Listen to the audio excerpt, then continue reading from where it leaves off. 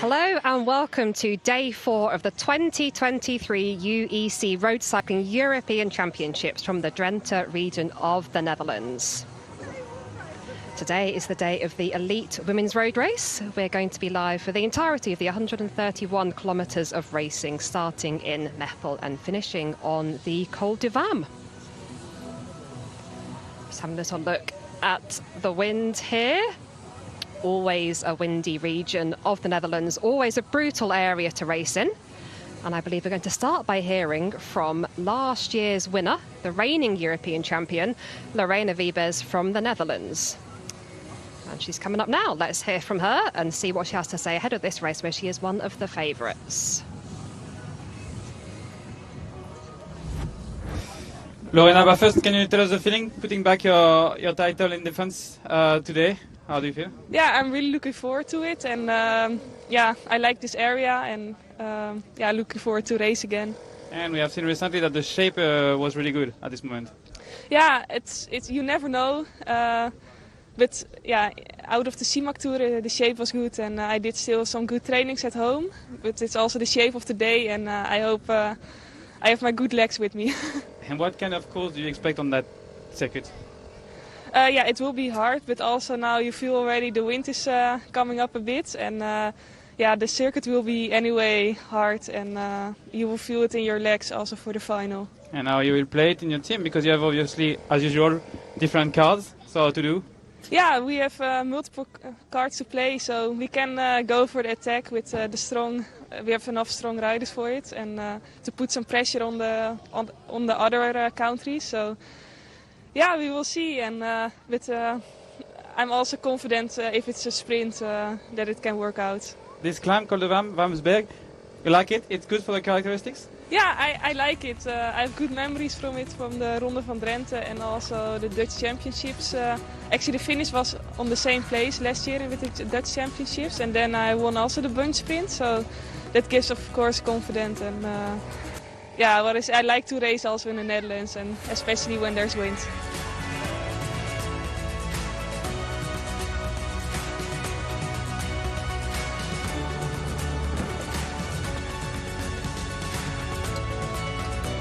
Great to hear from Lorena Wiebes there. I am Joanna Rousel, and I'm joined today by the wonderful Danny Rowe as the co-commentator. Very experienced racer, of course, Danny is, and commentator. And we're going to be bringing you live coverage for the entirety of this elite women's road race. We're just seeing at the start here riders coming on to sign on for the race that will start in just over 5 minutes' time. So, Danny, tell me a little bit about what it feels like before the start of a race like this. It's always so nerve-wracking. It's great to be here with you today, Joanna, talking through this race. It's a race that I've ridden myself back in 2018 in Glasgow, but the riders will be very nervous. But nerves are a good thing. It was always something that we had to get used to as riders, and trying to turn those nerves into positive adrenaline, getting ready for the start. And riders will have kind of different protocols when it comes to race days.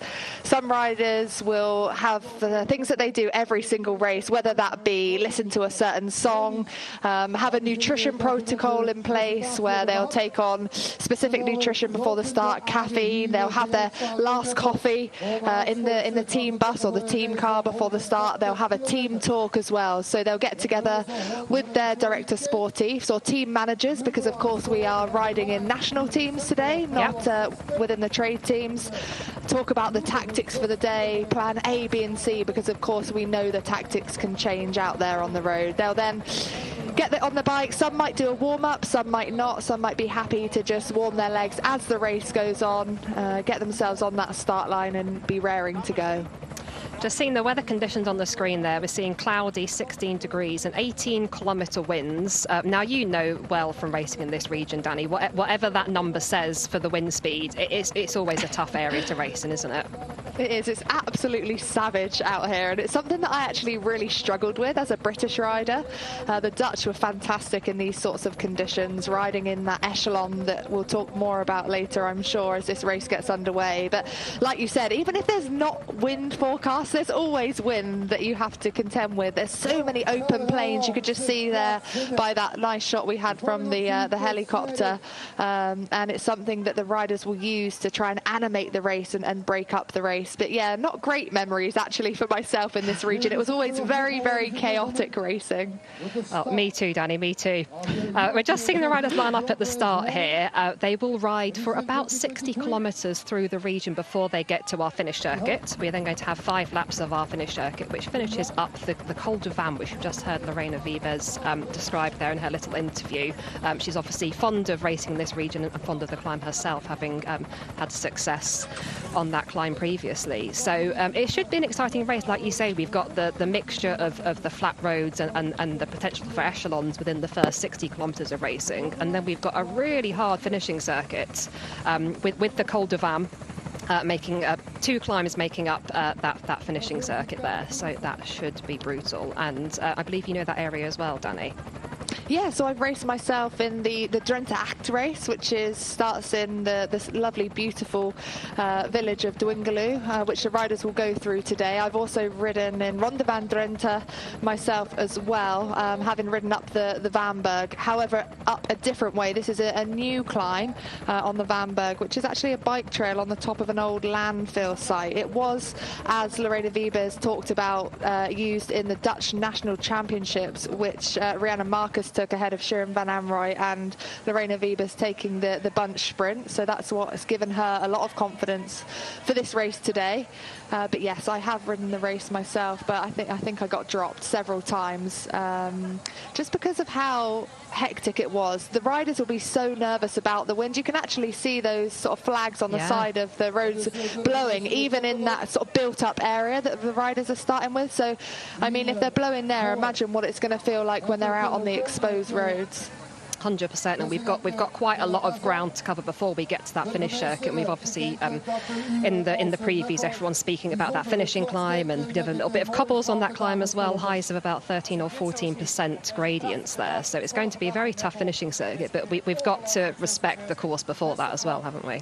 Yeah, definitely. Like you said, Joe, there's so much on offer in this race, and I think it's going to be very animated from the start. I don't think teams are going to necessarily wait for that finishing circuit with the Col de Vam to start that race on. I think riders will look to split it in the wind. I think riders will be looking to get into that early break. We could see the race neutralised somewhat. We've seen it in the past, especially in the bigger races like the World Championships, where big breakaways weren't allowed much room, a minute or 2 at most, unless there's a sort of solo break. We saw that with Elise Chabet, didn't we, in Glasgow in the World Championships. And then on that finishing circuit, that 5 laps of 13.7 kilometres with 6 ascents up the Col de Vam. Positioning's going to be key. Communication between the teams are going to be key. And with the severity of the gradient on that climb, I think it's going to be an attritional and brutal race. I think it certainly is. So we've got 27 nations taking to the start today. Some teams have up to 8 riders, so the Dutch have 8 riders, the Italians have 8 riders, the French have 8 riders. A rider we're going to hear from a little bit is Audrey Cordon-Ragot for the French team. They've got a very strong team here. She had a brilliant ride in the individual time trial where she finished 4th on Wednesday, but then they were able to take the win in the mixed team time trial relay. So I think we're going to hear from her in a little bit. But just seeing some wider shots here of Meppel, the start town today. And, cycling is huge in the Netherlands, isn't it, Danny? It's always popular with the crowds. Oh, it is. We always see brilliant crowds out like we are seeing here today. And it's one of those nations that breeds brilliant cyclists because of the way it's kind of in their culture, isn't it? From young children riding to school, the infrastructure that they've got in the Netherlands with the bike parks and the like. It's just normality, which is so, so nice. And I wish we had it in our country.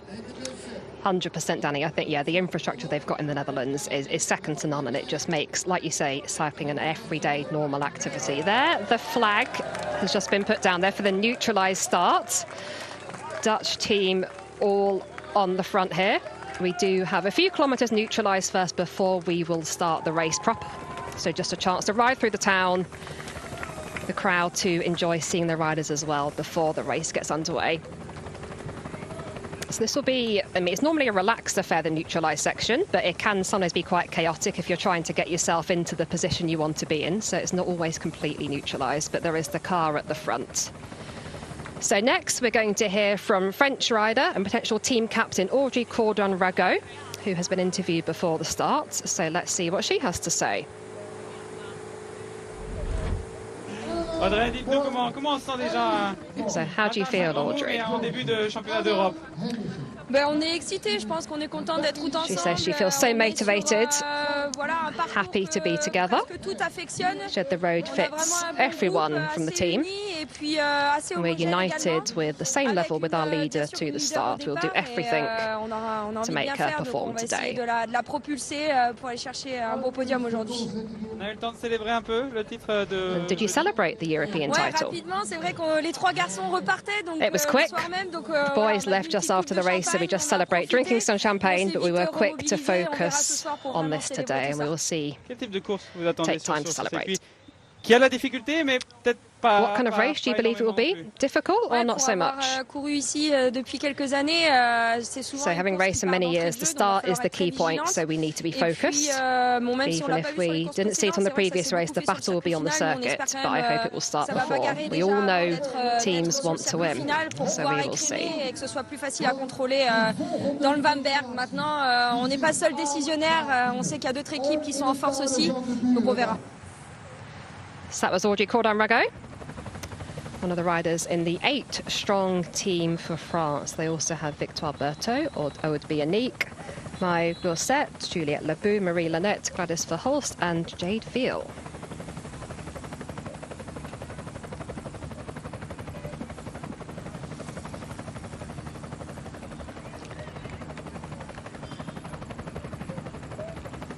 Thank you for joining us for day 4 of the UEC Road Cycling European Championships from the Netherlands. Today is the elite women's road race, which has just got underway. We're in the neutralised start at the moment. We're going to be racing for 130 kilometres from Meppel to the Col de Vam. We have a 60-kilometre loop to ride first, and then we had 5 laps of our finishing circuit, which includes 2 climbs, topping out at over 13% gradients. Man-made climb on a previous landfill site is where the finish of this race is going to be. I'm Jo Rowsell. I'm joined here today by the wonderful Danny Rowe, and we'll be bringing you live coverage all the way from start to finish today. So thank you for joining us. Welcome. Glad to have you. How are you feeling, Danny? You're looking forward to this race today? I am, because I'm on this side of the screen, not on the bike myself. We talked about it earlier, you know, this region is such brutal racing, and this race is going to have so much to offer. You can sense the nerves already out there. You can hear the screams of the girls on the bike, and it's always a hectic start, you know, when the flag drops and the racing begins. Everyone wants to be at the front. Everyone's eagerly trying to be there to anticipate the first moves, but I'm very excited for this race. Yeah, and I want to talk a little bit about the prestige of this race. So this is an event that's been around a long time for under-23 and junior level riders, but it came in for the elites in 2016. And if we look back at the list of past winners, Anna van der Breggen was the first winner in 2016, Marianne Vos, Marta Bastinelli, the only Italian winner in 2018, Amy Peters, Annemiek van Vleuten, Ella van Dijk and Lorena Wiebes. So it's been all Dutch winners of this event, bar 1 year. So what would you say about the prestige of this event? I think it's huge. You know, it's a race that I rode myself, and I think it's brilliant. We've got it in within the elite ranks now. It was previously only for juniors and under 23s. But there's a jersey on offer, and when there's a jersey on offer that's available, you know, it does make that prestige even higher. You know, the winner of this race will get to wear the European Champions jersey for the whole of next season. And it's one of those championship races where the riders come together and compete for their nation. It's always such a proud moment to put on your national jersey. It was always something that I felt so much pride doing, which I know, you know, the whole of this peloton will feel as well. So I think when you do that, that almost brings up the level already, knowing that you're competing for your nation, which is quite different in cycling. Of course, for the rest of the season, the riders will compete for their trade teams. So they might be rivals for the whole season and then come together and try and compete within a team in the championships like this. Yes, we've got 27 nations here and 98 riders taking to the start. Of those, 61 are riders from the Women's World Tour, 8 are from the SD Worx team, but of course riding for their national teams here today. 30 riders are making their debut at the European Championships. So we've got a sort of mix of experience at this level and riders riding it for the first time. And you touched there upon, Danny, upon like the importance of the European Champions jersey and how riders get to wear that for the whole sort of following year. Just got a little bit of a hold up here. We are still in the neutralised section, so let's just see what's happening here. I've come to a little bit of a standstill. Nope. We've stopped here. They do this sometimes within a neutralised section, not very often, but where they will physically stop the race again and then restart the race. I think the car just got caught behind the riders. We saw the neutralised car going back through the peloton, so maybe just a chance for that lead car, the commissaire, to get ahead of the riders and start the race proper. But again, this just unsettles the nerves of the riders when they've got to stop like this. It's clearly unknown for the riders what's happening. You can see that on the faces of the riders here, looking slightly confused. Yeah, definitely a lot of confusion. A little bit of conversation going on at the front there with the lead car, which has got the lead commissaire in, and with some of the motorbikes as well. Everyone's getting asked to come over to one side, it would seem.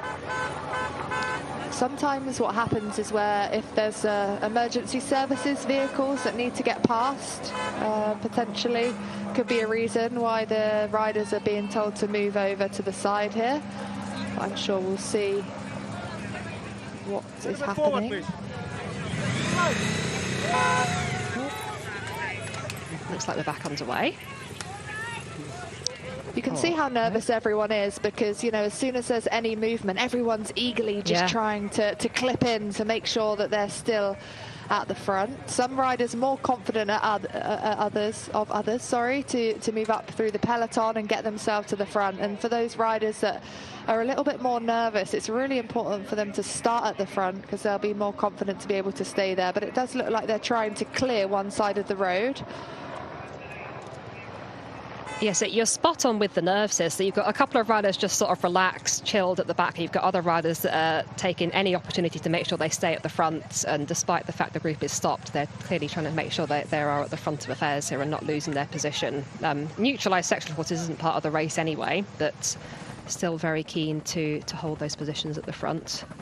A lot of questions being asked about. We've just seen a motorbike come past. So, of course, rider safety of utmost importance. As you said, Danny, it can be to do with emergency service vehicles needing to be in the correct place.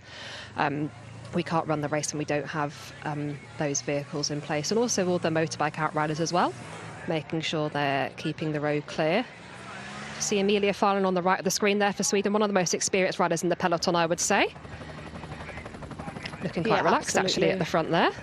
Yeah, I don't expect anything less from Emilia Farlin. She's always so relaxed. A rider that I've ridden with myself on the Wiggle High Five team, as it was called back then. Really great teammate to have was Emilia Farlin. Always one that calmed the nerves because she always was super relaxed, having so much experience, starting off long time ago in that high road team. And now still racing, still loving what she's doing. Small team though, only 2 riders for Sweden, Emilia Farlin and Hannah Nilsson. Yep. But again, with the experience that Emilia Farlin's got, that won't faze her. She'll be able to get stuck in. She can read the race. She can position herself well. So I'm sure we'll see her towards the back end of the race. Yeah, and that's the interesting thing here. You've got teams with 8 riders, like the Dutch, like the Italians, like the French, and then you've got the likes of Sweden, where Emilia Farlin is a brilliant rider in her own right, but there's just her and one other teammate. So there's many nations with just 1 or 2 riders, and there's a few really big nations. So huge disparity compared to pro bike races normally, where you have a set number of riders that you have to have in your team in order to start. So that's quite a difference we've got here. Just having a look what's going on here at the moment. We're just wondering ourselves exactly what's happening. We just had confirmation on the screen that Rebecca Kerner of Denmark has not started the race. I believe she has said she's unwell, so she can't start. That's why she's not here. So it looks like half the race went the wrong way So they were having to stop because you could see a larger group coming to the back of the peloton there. So they were having to wait. And Joe, that reminds me, didn't you get lost once in this race in Ronde van Drenthe a few years ago? Oh, thank you, Dana. Yeah, so we're in the Drenthe region of the Netherlands, and there are races. There's always what used to be a World Cup back in my day, now Women's World Tour, the Ronde van Drenthe, which takes place every year in about March sort of time. And there's normally a couple of warm-up races as part of that as well. So there's sort of three bike races that take part in this region every year for the women's peloton. And yes, you're right, Danny. I rode this. I think I was either first or second year senior. I was quite young. Must have been second year senior. Riding for a Great Britain national team, and I was involved in a crash. Got back up on the bike, head down, trying to catch the peloton. Must have missed a turning clearly, and ended up riding around the region completely by myself. Couldn't find the race. Had obviously lost all the convoy and all the following cars. Back at that point, you had race radios. I don't believe we don't have race radios in this race today, but I did have a race radio that day, so I was desperately saying on my race radio, "Can anybody hear me? I'm lost." It's also before the days of bike computers really having all the GPS functions that they've got now, so I didn't have a bike computer with any GPS. I just had sort of a heart rate monitor and my speed and my cadence and my distance, and I was gradually riding more and more kilometres around this area of the Netherlands, of course in the brutal wind, desperately trying to find the finish town, which I eventually found, and my team manager was not very happy with me that day. So lessons learned, I would say. Of course, we do always say in road races it is down to the riders to know the course, which can seem very harsh. In races like this, where of course it's complicated to know it all, but that is the official rule, that it's down to the riders to know the course of the race. So yeah, my bad there. So I believe we've got an interview with Danish rider Cecile Uttrup Ludwig next, so let's hear what she's got to say today. Well, Cecile, we have seen this month that you're still in really good shape, despite the fact that at the end of the season you still have a lot of energy. Not so bad. How do you feel this morning? Beginning of the afternoon. Championship is always special with the national jersey. How do you feel? Yeah. It's super nice. I'm proud to represent my country, and I'm just excited to go out there and give it my all. And do you like this course? Do you think it's good for you? Yeah, I like it. It's small hills, but it's good. Just talked with your teammate Emma Bjerg. She told us that's a course which is really well fitted for Lotte Kopecky. So the question is easy, how to get rid of her? That's the question. But there's a lot of girls that it suits well to, that are punchy riders. So it will be difficult. It's going to be a hard task, but we're going to give it our best. What would you prefer, a race really hard from the beginning? Yes. I mean, the harder the better. And do you think you can find some ally to make this race really hard? I think so. Yeah. But I think there's so many teams, so many nations that has a strong team and has a lot of riders here. So, hopefully they're ready to go out there and make it a hard race. Thank you very much. Best of luck. It's always great to hear there from Cecile Uttrup Ludwig, always a favourite for our interviews, pre or post race. A really interesting comment she made there, Danny. Well, the question she was asked about, would they be able to form any allies out there on the road? So that's an interesting point. You've got these riders racing for their trade teams all season. Their teammates with people from different nations. Then you have, realistically, maybe 2 races a year where you're racing for your national team, World Championships and Continental Championships. Could there be alliances formed out on the road from some of the smaller nations? I think so, yes, because ultimately, if you don't have the likes of Lorena Wiebes in your squad, or if you're not a Dutch rider, then you've got to try and bring the race to them. We've spoken about how SD Works have been so dominant throughout the season. It's only been in the back half, really, where teams have started to race their own race, Canyon SRAM specifically, and it's been brilliant. We're just seeing a replay here of the roundabout where apparently some riders went wrong, and that is why we had the stop and the restart. Let's just see what's happened here. Right, the car's gone left. A couple of riders thought they were going to do a left at that roundabout. Everyone has gone straight on. A lot of riders are going to pass the lead car, which doesn't normally happen in a neutralised section. So I think there's perhaps a question being asked here, have we gone the right way or not? And obviously further up the road they did end up stopping. But that is, I believe, the moment. That's a replay from earlier where things went slightly wrong in this neutralised section, but it's all part of the fun, isn't it, Danny? Yeah, it is. It's good to see we're back and about to start. Yeah, all back together now behind the lead car, ready to start again.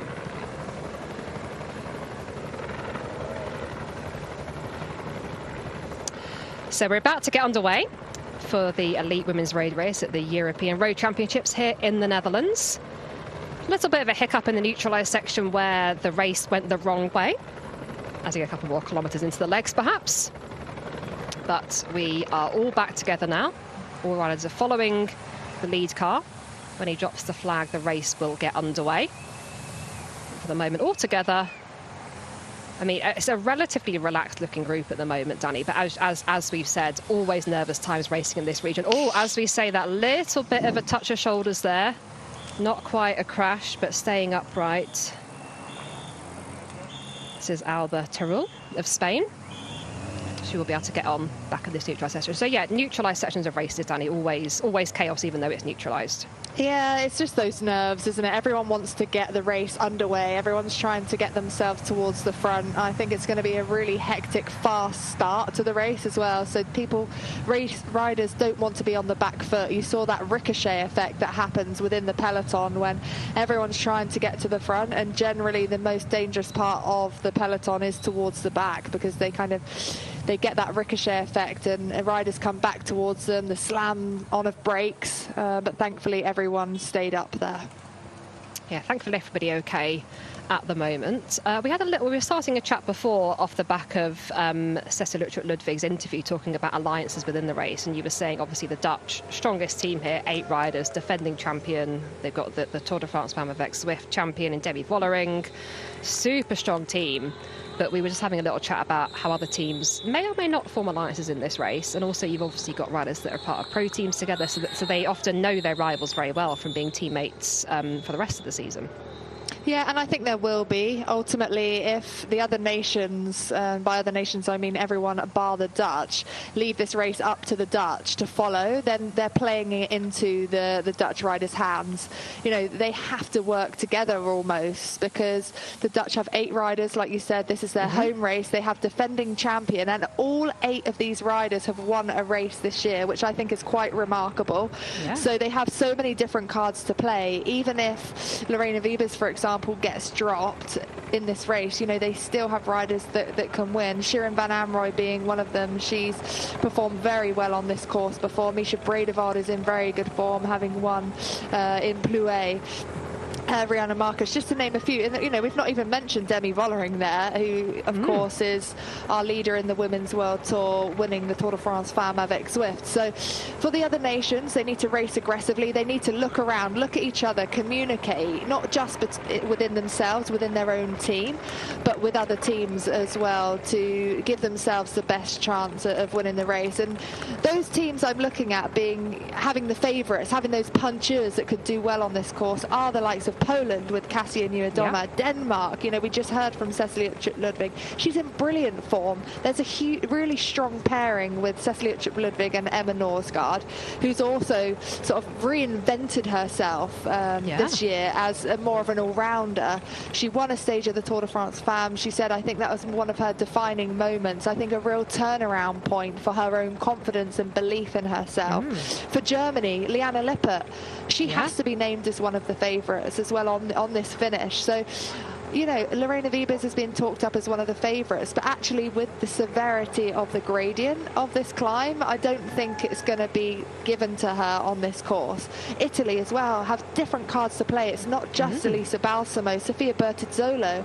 You know, I think maybe the Italians will, you know, it could be that they're going to try and call the Netherlands bluff, that they'll go for Sofia Bertizzolo because she's in such good form, whereas, you know, we would be looking at Balsamo to be their favourite, you know, within this championship. So it's going to be aggressive. It has to be aggressive, and yeah, it's going to be a fantastic race. I can't wait. Well, Bertizzolo is an interesting one, as you just mentioned. She took her first World Tour win last weekend at the Tour of Romandie, where she won a sprint. There was Austrian rider Carina Schwempf, who was away, and they just caught her on the line. Carina was seen to be celebrating as she went over the line. She's later said that she actually wasn't celebrating, but it was Bertizzolo who took the win there, and that was, I think she was just as surprised as everybody else on her team. She was so delighted. It's one of those really refreshing post-race interviews where, you know, she couldn't sort of contain her excitement and joy and surprise at taking that win. So, and often in cycling we say like winning is a habit, and you gain so much confidence from a win, and your team gains so much confidence, and that could just lead you to even more success. Yeah, we say success breeds success, don't we? And for Sevilla Bertazzolo, she was knocking on the door for so long. I think signing for the UAE team ADQ was brilliant for her after being in Live Racing in 2021. And she's had a really consistent season. And it was in the Morbihan when she was third, and then fourth in the Grand Prix, you know, only the day after that. And then, like you mentioned, having that first World Tour win in the Tour of Romandy, only a couple of weeks ago, so clearly got very good form. And a really similar type finish with the undulations is the classic Lorient agglomeration trophy Ceratizit, which has got the longest name in cycling, which was of course GP Plouay, where she was. That's what most people know it as, don't they? GP Plouay, but yeah, change the name this year. Let's call it that. It's a lot easier, isn't it, to get your tongue around.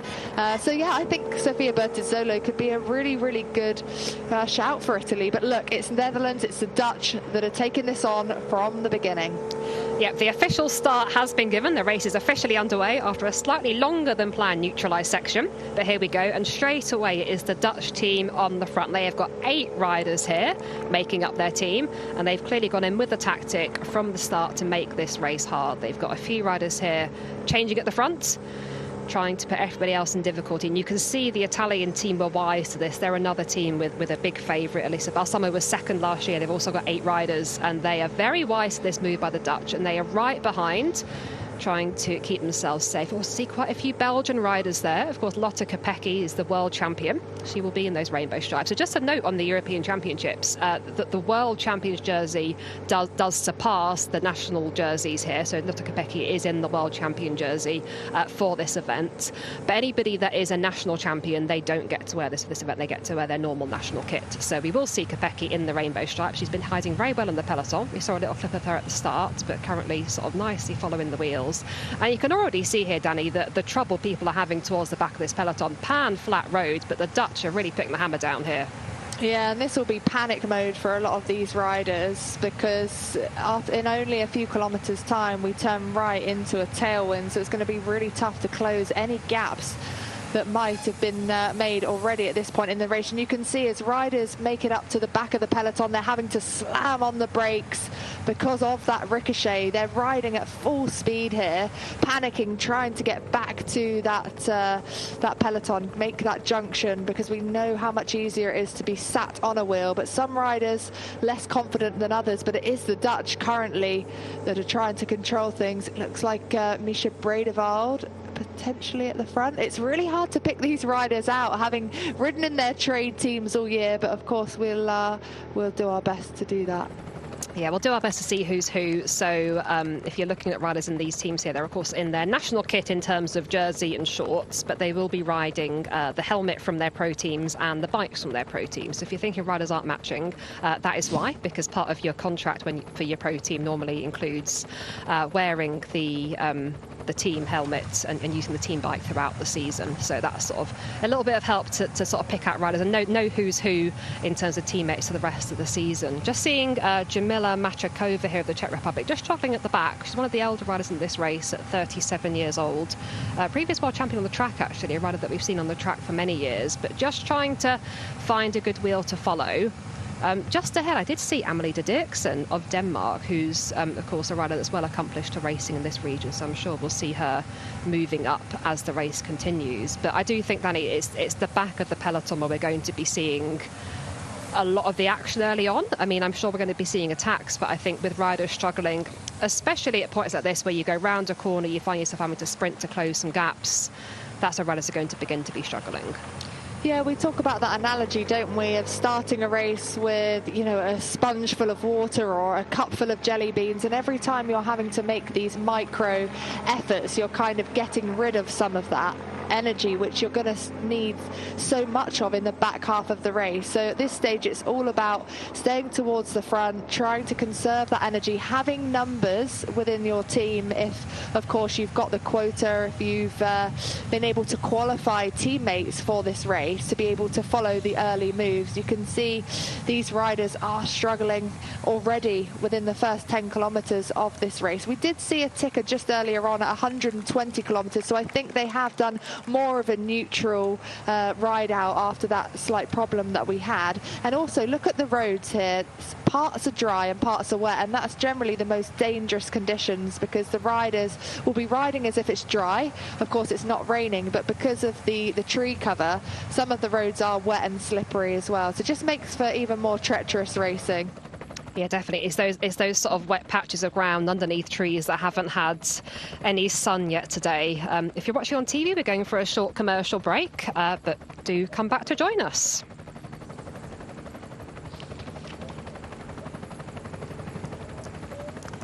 So you put this on digital. Thank you for joining us. We're just seeing 120.9 kilometres to go for the race. We had a slight hiccup in the neutralised section with going the wrong way at one point, but we do seem to be back on the course now. I was saying that we've just lost the distance, so we'll get that confirmed for you as soon as we can. But we're expecting about 60 kilometres of racing until we get to the Col de Vannes, which is the finish climb. We go up that, and then we have 5 laps to go, so a total of 6 times up the finish climb.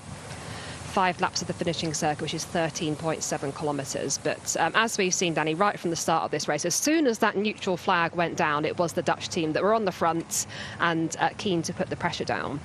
Something I want to talk about the Dutch team, though, Shirin van Anrooij, she's an under-23 rider, but she's here in the elite women's race. So yesterday we had the under-23 women's race where we had a win for the Dutch, second for Great Britain in Anna Shackley. Shirin van Anrooij, the only rider in this race that is actually would qualify as an under-23, but here she is as part of the elites. Yeah, and I think that is because she is absolutely strong enough, as the other, of course, under-23 riders are, but she's strong enough to actually win this race. And if we look at the Dutch National Championships, which was on this course last year, which Rianne Marcus took, it was Rianne Marcus and Shirin van Anrooij that were away, and she took the silver medal there. So I think the decision of Shirin van Anrooij riding the elite women's race would be down to both herself and the team manager from the Dutch team. And they've decided that she will ride this elite women's race. It's really interesting because, of course, she could have won and had the jersey in the under-23 race, but there's such limited chances, isn't there, to wear that jersey throughout the season, because she would only be able to wear that jersey in the under-23 categorised road races, which we only have, I believe, one of in the Tour of l'Avenir, which was the first edition this year, which she actually took herself, Shirin van Anrooij. So potentially the prestige of the elite women's race as well, that she's decided that she wants to ride in the elite category. And look at this, look at the carnage that's happened behind. Lots of splits happening already. Absolute carnage indeed. So we're seeing 2 riders from Iceland here just struggling, as well as Machakova from the Czech Republic. And the camera just nicely went past a few riders there. You can see, despite the fact that at this point we've done no climbing, we're on pan flat roads, but this is, I mean, talking from experience myself and for yourself as well, Danny, it's one of the hardest places in the world to race, and it's something that I never really appreciated before I raced here. I think when you see a race profile that's nice and flat, you think, oh, it's okay, I'll be able to stay in the bunch there, we'll see what happens at the end, but I should be able to at least hold pace. But it is one of the most tough regions of the world to race in. So yeah, no surprise that the race has split up towards the back there.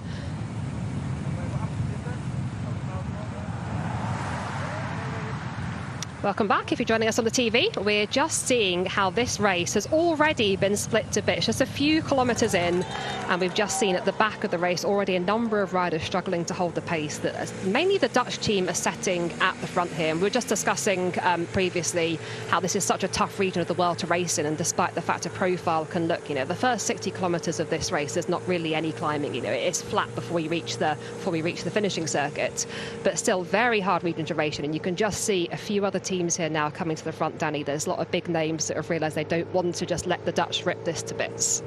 No, and it's relentless riding. You know, these riders will be racing now upwards of 50 kilometers an hour. So if you're not well positioned, it's really, really hard to stay within the peloton. And you can see the riders desperately trying to get themselves at the front. At 117 kilometers to go, so only in around 1 kilometer's time, there's a really exposed section of around 5.5 kilometers. So the riders would have done their homework and they will know that this is approaching. So that is why we're seeing riders really trying to get themselves to the front in anticipation for that turn onto that long exposed section of road. You saw the British jerseys, the 2 British riders coming to the front there. I think the 2 favourites will be, of course, Pfeiffer Georgie and Anna Henderson, who had a fantastic individual time trial. It's Alice Barnes, the British rider, sat in 3rd spot there, and the road is about to become very, very exposed here. Looks like Spain on the right of the shot, they're keen to make a move as well. British riders very wise to this. This is the first time we've seen the Dutch team not entirely on the front them as well, isn't it? They clearly set a very fast pace early on. They've just backed off a little bit now, and now there's a lot of other teams that have thought, right, I want to try and attack this. I want to try and get away. I don't want to hand this to the Dutch, and now we're seeing those attacks come in. Yeah, this is a really good move. This is Becky Story, the British rider, I believe, or maybe Claire Steels actually. Very similar. It is Claire Steels, I think, riding for the Israel Premier Tech team. He was signed for Movistar next year. Yeah, just a little bit further back, and can see Eleanor Barker as well from the GB team. She's easy to spot in that bright sort of yellowy orange Uno X helmet. As we were saying, riders are riding the helmets from their pro teams that they race in throughout the year, so that makes some a little bit easier to spot.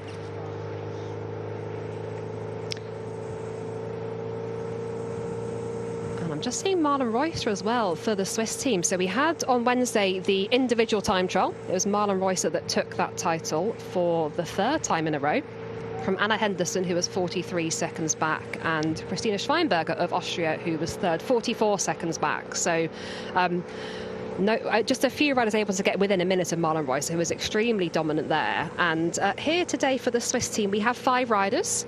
All very experienced riders, but Marlon Reusser certainly one. We know she's in form from the time trial.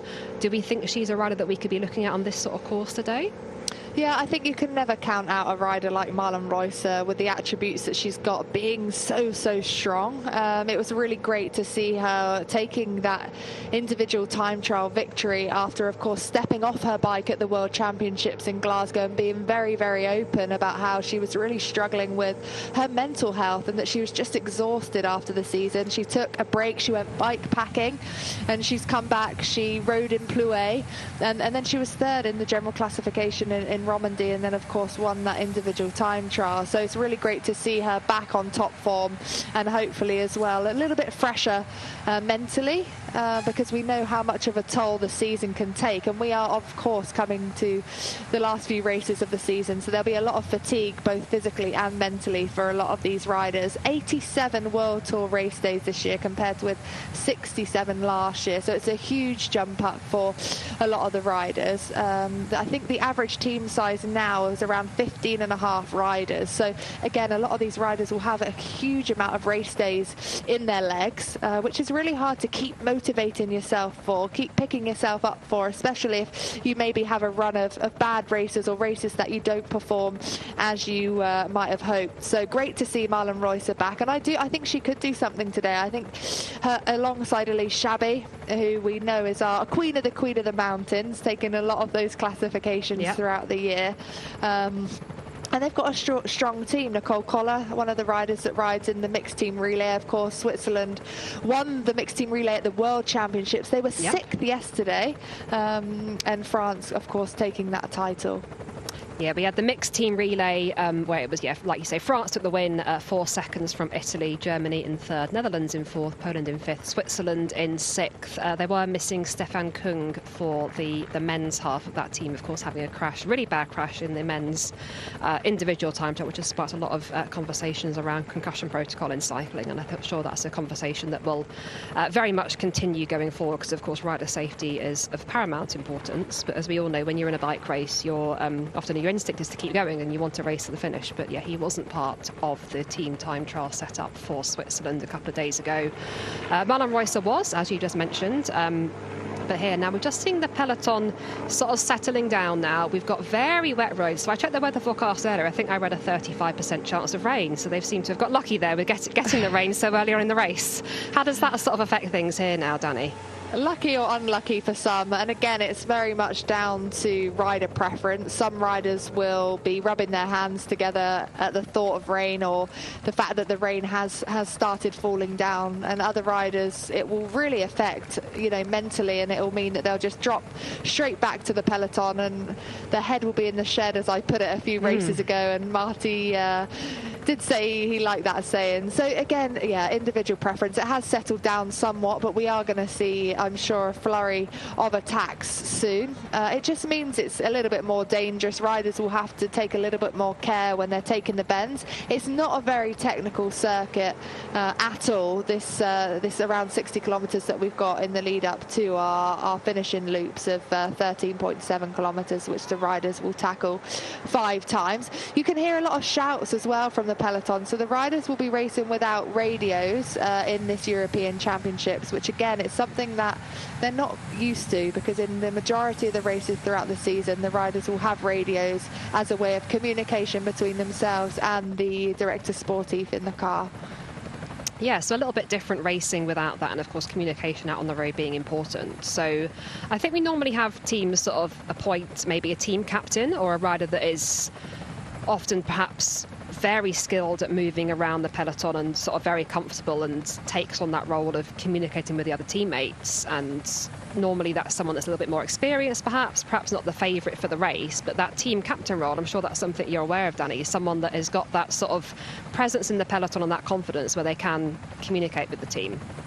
Yeah, absolutely right there, Joe. And again, it could be someone that is a favourite for the race and it could be someone that's not. It's generally about, you know, like you just mentioned, that rider that's got the confidence not only to move around the peloton but to read the race as well. That is absolutely key. So in the British team it's generally Lizzie Deignan, and within the little Trek team, of course, which she rides for as a trades team, that will hold that role. But I would imagine it will be Pfeiffer Georgie now for the British. Audrey Cordon-Ragot, the journal that we call her within the peloton, who likes to tell the whole of the peloton what to do, not only her own team. But these riders are absolutely key, even if they're not, you know, the riders that are going for the victory of the race, because they're the riders that can really make a difference. They're the riders that bring the team together, that call the shots on the road, that can change the plan at a split second depending on, you know, what the other teams are doing, the composition of the breakaway, perhaps whether you know, they would chase that breakaway down. If they've got a rider present in the breakaway, being able to quickly calculate whether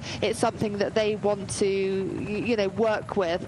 So yeah, it's a real key player within any team. You could see there Audrey Cordon-Ragot in the orange helmet, just, you know, throwing her arms in the air, talking to, I think it was Floortje Mackaij from the Dutch team. And it's something that Audrey Cordon-Ragot is really, really famous for. You know, and I think it's brilliant. You know, she's not scared to talk to other teams. She's been very, very experienced. She's been 6-time national champion on the road. So she's got that, that presence that we were talking about that a captain needs. Yeah, she's got that sort of level of respect from riders around her. You can just see her. She's not too happy at the moment, just saying, is anyone going to keep? No. Little shake of the head there. Keen for some more people to work, perhaps. But yeah, you're exactly right, Danny. She's that typical rider that's got that sort of presence in the peloton. I think we're about to hear from Kasia Niewiadoma now. She is, of course, a very famous rider from the Poland squad. Potentially a favourite for today. Always races very aggressively. So we're looking forward to hearing from her in a few moments' time. 7 riders from Poland taking the start today, but Kasia Niewiadoma by far the biggest name out of that squad. Kasia, how are you at the start of the European Championship? Yeah, I feel good. I had a very nice week here in Holland. This is the final race of 2023 season, so I think that everyone is extra motivated to give their best, including us. And yeah, the course, I think it's not extremely hard, but hard enough to make it entertaining and decisive. In your team, you're the lone leader, the one the team we try to make the race hard for? That's the question you're gonna have answered in a couple hours. Tell us what kind of race do you expect really from the others? I think that it's going to be a hard race because there are a lot of nations that they have riders who actually can make a difference on the climb, and they don't necessarily want to sprint against Lorena Vives. Thank you very much. Best of luck. So Kasia Niewiadoma there saying what we're all thinking about nobody wanting to sprint against Lorena Wiebes. Lorena Wiebes is, of course, the defending champion from the Netherlands. She's raced the full season in those European stripes, a very distinctive jersey. But yeah, so what do you think of sort of the chances of Poland here? We've got 7 riders, one of the bigger teams in the race. Some other big names as well, Marta Lack, Daria Pikalik, a few options potentially.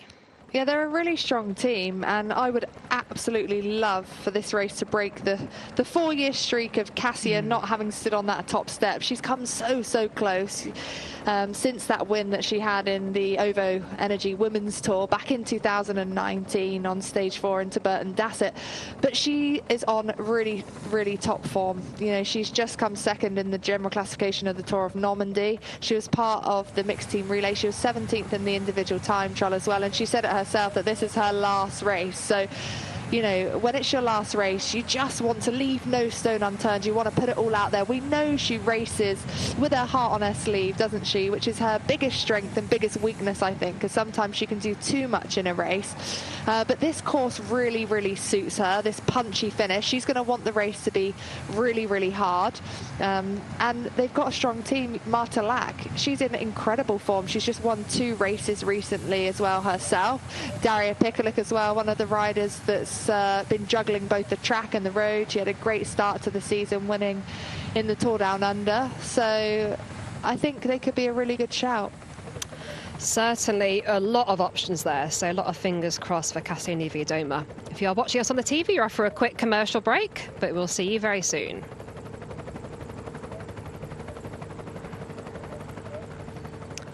Yeah, so we were having a nice chat there about the Polish team, and I think, like you're saying, Danny, Kasia, one of those very popular riders. She's had 4 years without a win, but she's a rider that is never afraid to attack, always races very aggressively. And this race so far, we've got 109 kilometres to go. We've yo-yo between teams on the front drilling it to, at the moment, no team taking it on. Definitely Kasia is a rider that I'm sure we'll see race aggressively. In this finish climb, is it going to be hard enough for someone like her? Because it does have some very steep gradients, but of course, overall, relatively short climb, very different from the likes of Tour of Romandy that we had last weekend in Switzerland. Yeah, it is really different, but I think what could make a difference is the fact that these riders will have to tackle it 6 times. If it was just once, then maybe not. But I think because, again, the riders have got to go up it so many times. If the race is ridden hard enough, it will really string things out. It's really a narrow entry to the climb as well. So let's see who's there. I think if anything happens and splits in the wind in the lead into the course, that will change things as well. It's a very narrow entry into the circuit, so we're going to see that sort of lead out formation. At the moment, the teams are kind of neutralizing themselves. Everyone is clearly nervous and wants to make sure that they're in that early break if it is to establish, but currently it's not, because I think, again, I could see this race going all the way to the finishing circuit without a breakaway. When we have a championship like this, I think, you know, at the team meeting, every team manager will be saying, do not miss that early move. We don't want to be on the back foot. We don't want to be that team that has to chase. And because the Dutch team are so strong and all these riders have won a race this season, if the Dutch are present, they will then sit back and say, well, we can win this with this rider, so it's up to you to chase. So that's what's sort of cancelling any breakaway becoming established at this moment in time.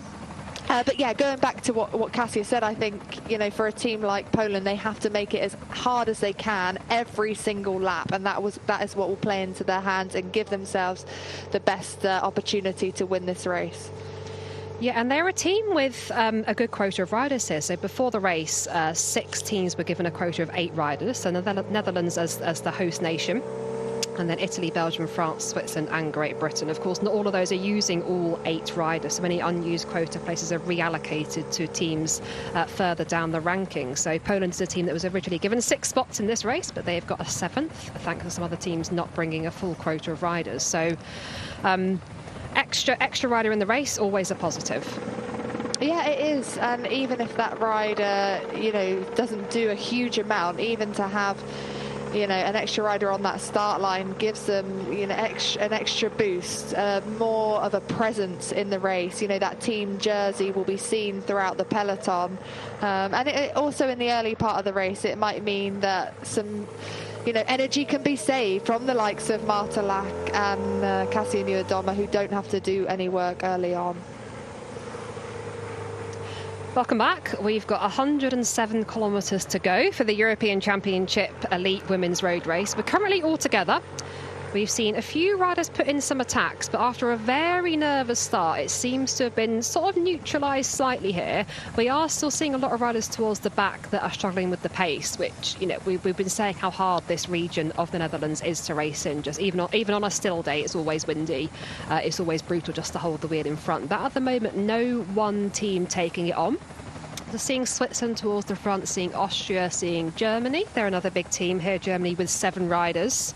3 teams with 8 riders. They are France, Italy and the Netherlands. A few teams with 7. Great Britain with 6. And here we've got Sweden, just 2 riders for Sweden, Emilia Farlin and Hannah Nilsson. So I believe this is Hannah Nilsson here, putting in a small move. Yeah, it looks like Elena Cecchini is with her from that Italian makeup. And Yara Kastelijn is a Dutch rider here, out of the saddle. The rider who took a win in the Tour de France Femmes avec Zwift. A real career-defining moment for Yara Kastelijn, taking that win. A rider that combines cyclocross as well as the road. It looks like a bit of chat happening with the French team. Audrey Cordon-Ragot just listening to a teammate here, making sure the other teams don't get earshot or aren't in earshot of that conversation. Yeah, and this is one of these differences when you haven't got race radios, and we were talking a little bit on the break about how much do you let a break go and how much confidence do you have that you can bring that back. And I think we do see slightly different tactics in races where we do have race radios compared to races that we don't, because you haven't got that communication with your team car. You need to communicate out on the road. You need to look at the blackboards on the back of the motorbikes and sort of be ready to take in all that information and adapt to it as the race goes on, without that sort of safety net of checking in with your DS every sort of few minutes. Yeah, I quite like it. I think it does change things a lot. You know, we've seen how much technology is changing bike racing somewhat. You know, we talked about it earlier when we were saying how you got lost in this race or on this sort of course. I'll keep bringing that one up. It's a funny story. I will. But, you know, that would never happen now, because every single rider in this race will for sure have the GPX file plugged into their head unit.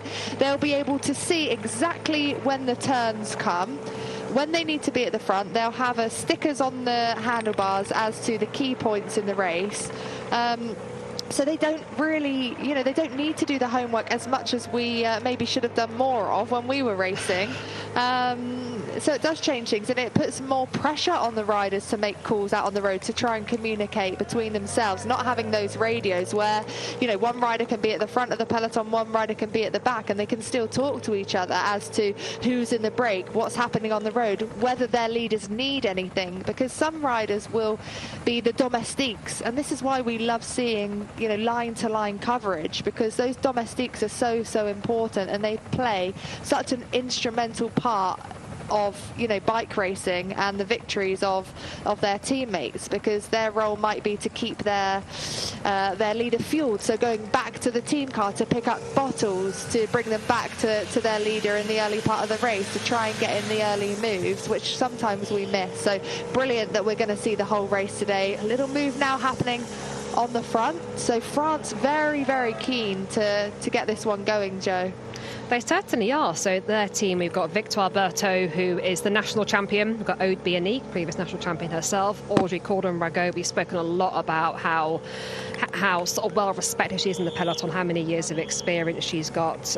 We've got Grossetti, we've got Labou, Lanette, Verhulst and Veal making up that team. So very strong team for the French. Also fresh off winning the team time trial a day before yesterday. So that will of course given them confidence as well.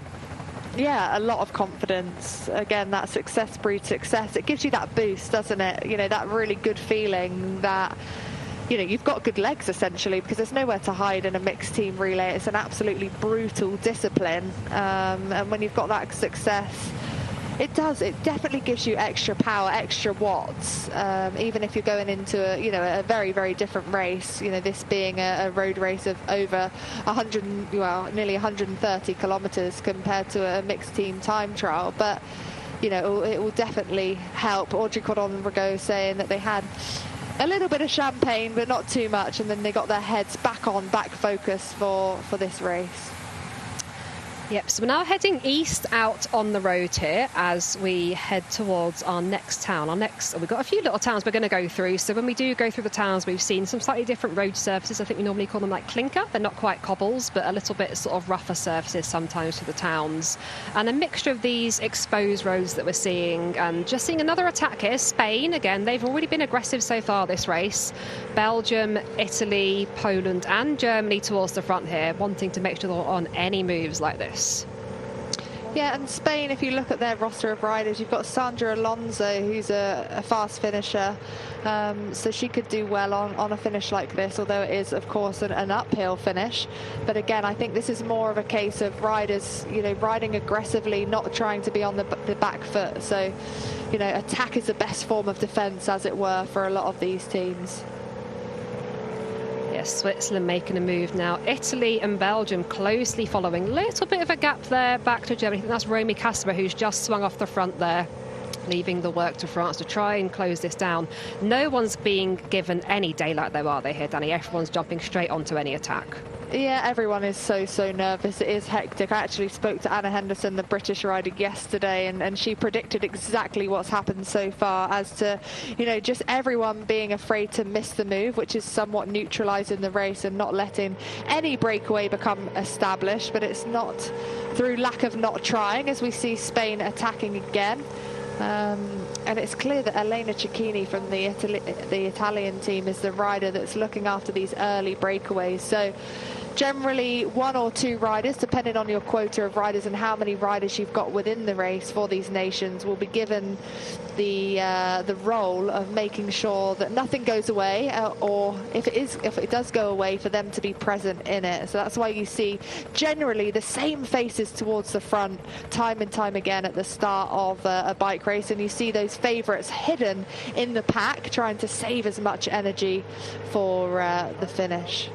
Well, someone that we've really not seen at all since the race has started is Lotte Kopecky. So, of course, we're seeing 3 of her teammates here towards the front. So they've been very attentive, trying to get on any breakaways, making sure nobody goes away. But Lotte Kopecky, of course, world champion in those rainbow stripes somewhere in this peloton, hiding very well so far. And I wanted to ask what you thought, Danny. For the likes of Lotte Kopecky, she's world champion. She's got those rainbow stripes that she can race in. And we've spoken about the prestige of the European Championships and getting that European Champions jersey.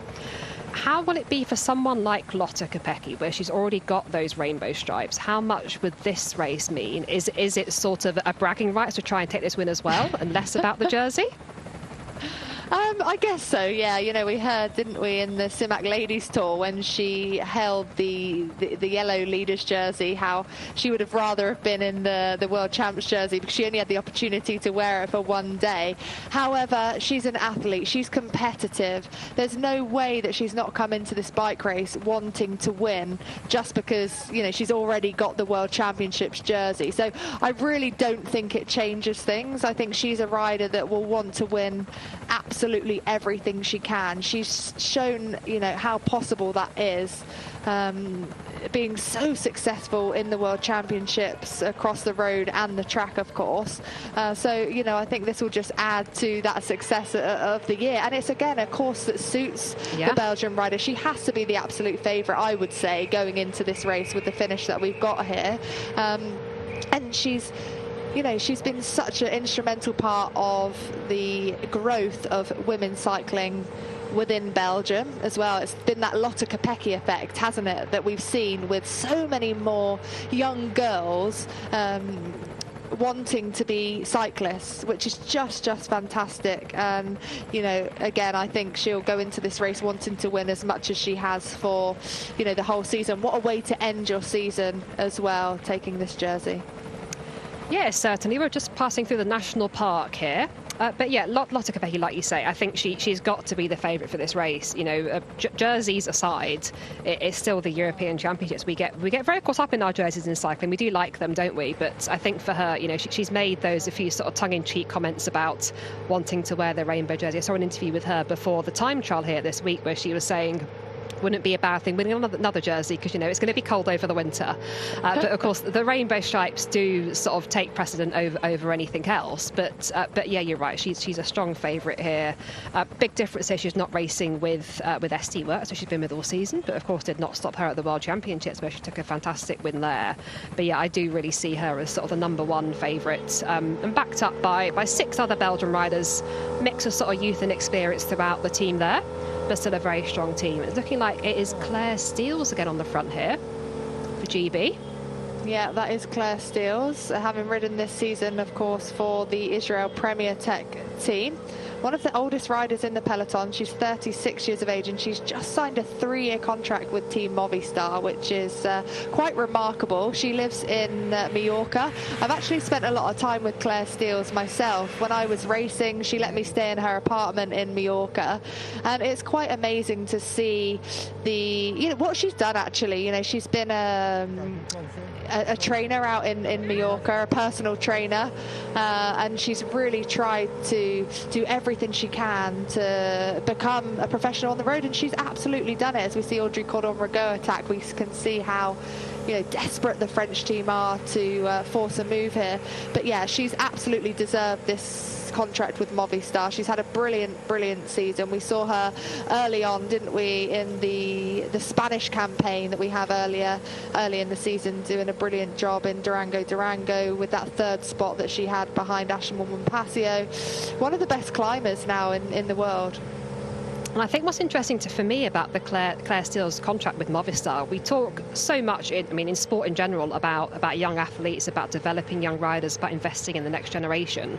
But cycling is one of those sports where you can still very much be winning in your late 30s, early 40s, Annemiek van Vleuten being the prime example. And I think it's nice to see a team investing in an older rider that has still probably got a lot to give, despite her age, and still getting better.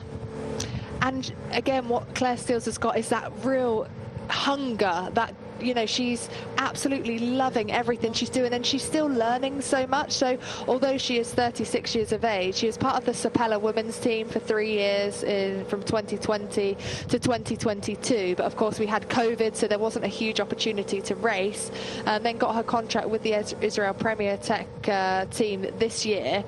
But in terms of racecraft and development, she will be learning something every single race. So not only is she, of course, very, very strong physically, she's got a lot to learn in terms of racecraft, which I think is what the Movistar team can see that potential in, having already competed and had some really solid results throughout this season. So like you said, Joe, cycling is one of those sports where you can be at the fore, you can be winning races from a youngster to a 40-year-old, as you just said with Annemiek van Vleuten. So it's nice that Movistar have seen that potential in Claire Steels, a rider that is so selfless as well. I've ridden with her in the Great Britain national team, and if she's given a job to do, she will do her utmost best to perform in that role. And I think that's what the team of Movistar can of course see as well, that she's a selfless rider when she's got a job to do within a race, and when she's the leader, she can perform as well. Yeah, and I think she's clearly been given that task early on to cover those early moves. She's been very attentive at the front, which again is very impressive. You've spoken about she's at that point in the sport where she's still going to be developing that racecraft, those skills, but she's been doing a very good job for Great Britain, for the team here, covering those early moves. So that's been brilliant to see. I think we are about to hear from Elisa Balsamo next, from Italy, previous world champion, silver medalist at this event last year, and leading a very strong Italian team with 8 riders here on the start. So I think we're going to hear an interview with her in English coming up now.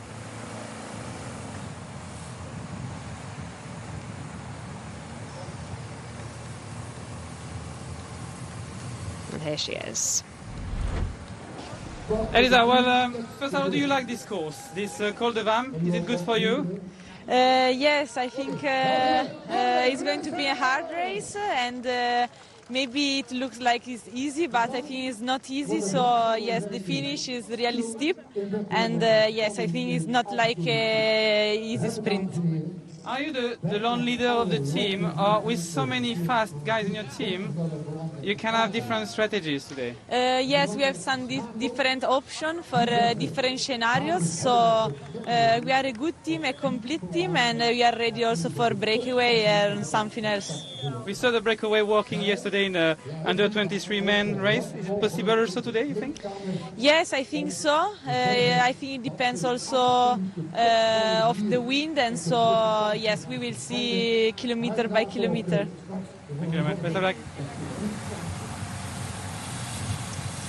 Always good to hear from Elisa Balsamo, winning her world champion rainbow stripes at a very young age, and a rider that is still impressing, still developing, very fast in the sprint. And interesting, she's spoken about, you know, that finish.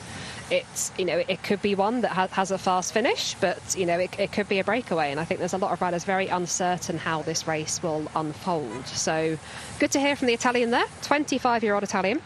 Elisa Balsamo, backed up with Bertazzolo, Cecchini, Gorisci, Paladin, Persico, Sanguinetti and Zanardi for Italy today. I think they could be a really, really strong team. You know, like Elisa Balsamo said there, they can cover every scenario that might happen on the road. And one thing we know about the Italian team is they come together as a team in these championships. We've seen before where, you know, the Dutch have actually kind of ridden themselves out of the race, almost competing with each other. But what the Italians do is they come into a race, they have a goal, and they execute it to the best of their abilities as one. And I think that's what gives them that strength sometimes over the Dutch team. They've also got 8 riders, and they've got multiple riders on, you know, really top form to cover every basis. You know, they've got Barbara Gorisci to put them in exactly the right position on the road. The road does narrow coming into the circuit. Of course, Balsamo and Bertazzolo if it comes down to a harder sprint, or if it comes down to a bigger sprint with the likes of Balsamo and Wiebes.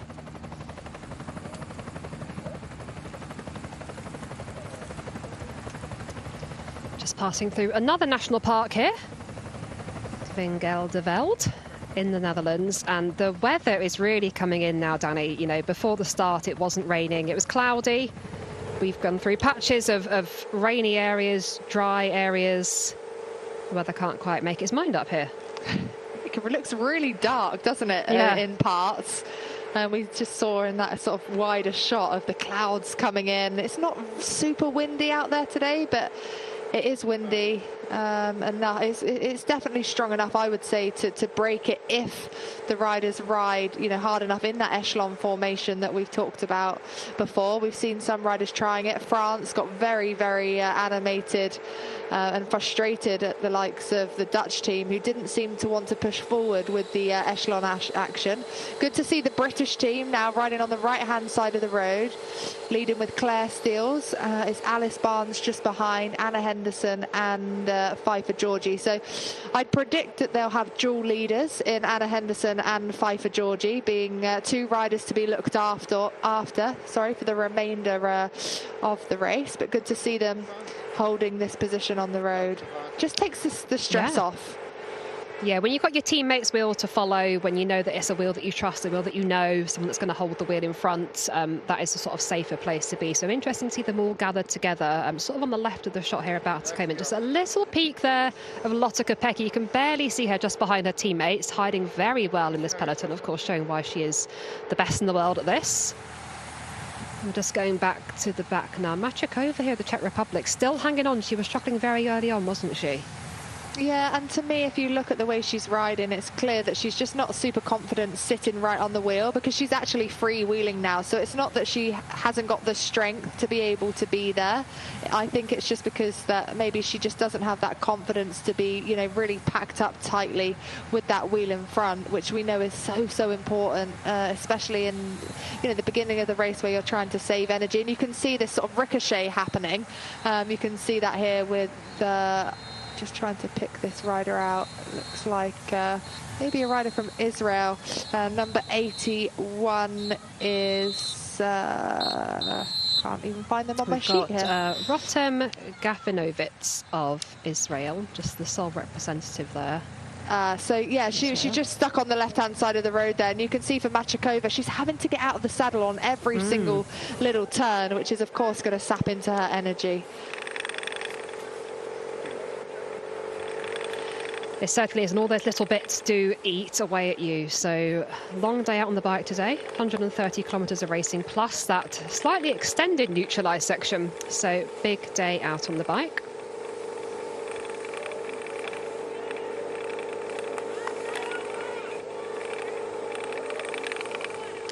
Welcome back if you're watching us on the TV. We are just heading through the town of Dwingaloo, which is a town probably well known to a lot of riders in the peloton, because there is normally a race here every season just before the Ronde van Drenthe, which is the World Tour race that happens every year. But this is a part of the region that most riders will know well. Very beautiful, famous village as part of the area, very popular tourist attraction. And I mean, I'm sure you'll remember racing here, Danny, on these sort of roads are really characteristic. Plenty of twists and turns through the town centre, and this road surface, which can be really slippy in these sort of weather conditions. Yeah, it can, and you can see riders, you know, nervous around these bends, just holding back, scrubbing off speed as they take the bends. You can see how wet they are. But yeah, it's a race that I rode myself when I was racing. It was actually cancelled this year after 10 kilometres of racing because of the snow. But we've seen normally it does come down to a big bunch sprint. We've seen the likes of Ina Teutenberg taking this on multiple occasions. She's actually won 3 times consecutively from 2008 to 2010. 2022 was Christine Margeroux, Chantal Black, Audrey Cordon-Ragot herself, Alexis Ryan, just to name a few. So again, another race that can come down to a big bunch sprint, or if raced aggressively and split up, a smaller group perhaps. So it's really hard to predict what's going to happen in today's race. We can see how aggressive it's been so far already after only around 40 kilometres of racing. Germany now on the front. They will be trying to split things up. We can see it's all in one long line, which just shows how fast this pace is currently. Machakova still struggling on the back. The elastic not quite broken yet, but I would predict it will break at some point, because it's impossible to hold this gap. You're having to put out so much more power than if you were sat on a wheel. So there's only going to be a certain number of lives for Machakova here before she is distanced, never to come back again. Yeah, it's looking like this could be the point. She's battled pretty much from the start. She's been in this position and really trying hard to just hold the back of this peloton, but it looks like it is just going. You can see a few other riders, again, just struggling to hold on to the back of this group. And I think it's always hard on TV to really do it justice, the speed of the peloton, but a really good key thing to look at is whether the peloton is spread across the road or whether it's in one long line. And you can see up ahead it is very, very strong out. And you can also see the trees here. The wind, Danny, is really going to be playing a part in this section of the course, and it's the Germans on the front at the moment.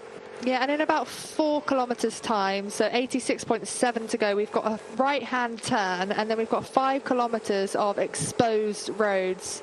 So again, the riders will know about this. So a lot of riders will use platforms such as VeloViewer to look at the GPX, look at the wind direction.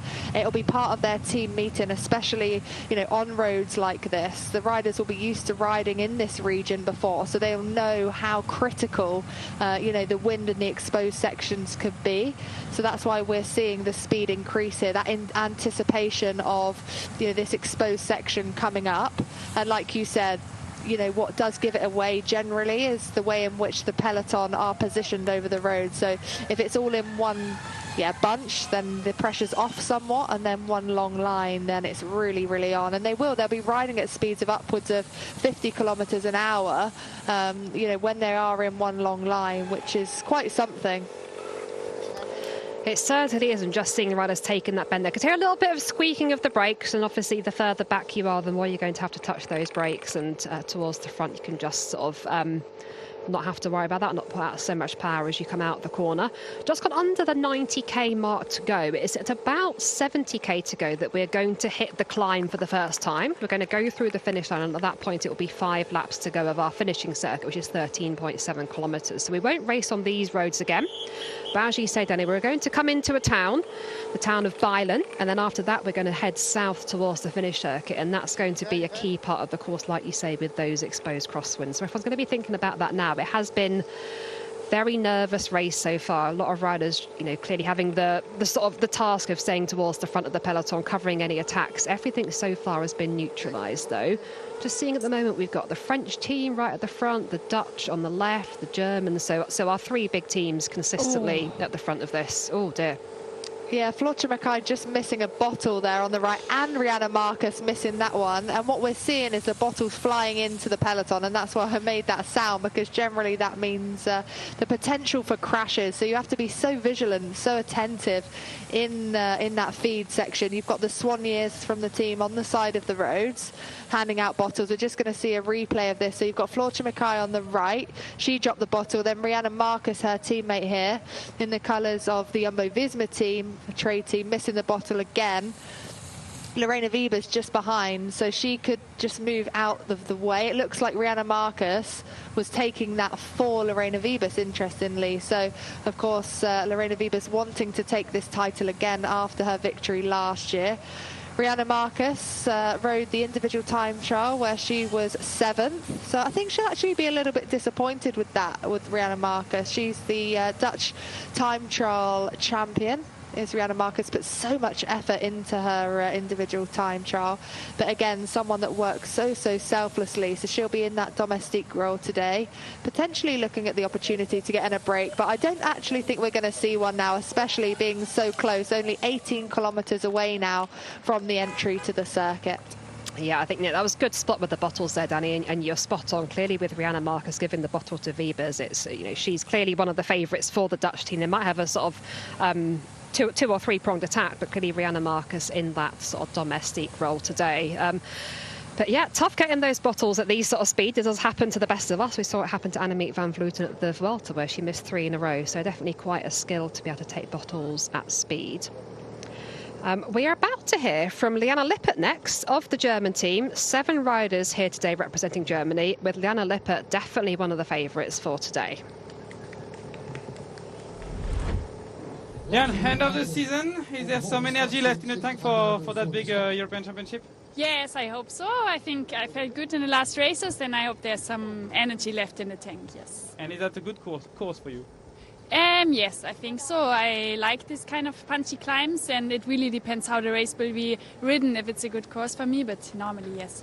But can you afford to survive, if I can say, and to go for a sprint against Kopecky in the final, or do you have to have a harder race? It really depends. I would not say that I can be so confident with the sprint to beat Kopecky, but out of a small group can be okay. Which team do you think might want to make the race hard? For sure the Netherlands, without a doubt, I think. So, yeah, everybody's looking to them, I think. Okay, Great to hear from Liane Lippert there. Rise for the Movistar team, and took a win on stage 3 of the Tour of Romandie, which was last weekend. That was a sprint from a small group, so she is very fast. But it's interesting there, Danny, hearing her thoughts on the race. And she seemed quite confident in terms of liking the course. But what was interesting, how she would say she didn't feel so confident out sprinting the likes of Lotte Kopecky if they were head-to-head. I mean, she's done it before, hasn't she? And she's done it this season on stage 2 of the Tour de France Femmes avec Zwift, where, she took that win ahead of Lotte Kopecky and Sylvia Persico, who was 3rd. I guess you could compare the finishes. It was a pretty steep uphill finish. I think it was the stage from Clermont-Ferrand to Mauriac. So she should be confident. She's definitely one of the favourites. This finishing circuit does suit her, suits her attributes as a rider.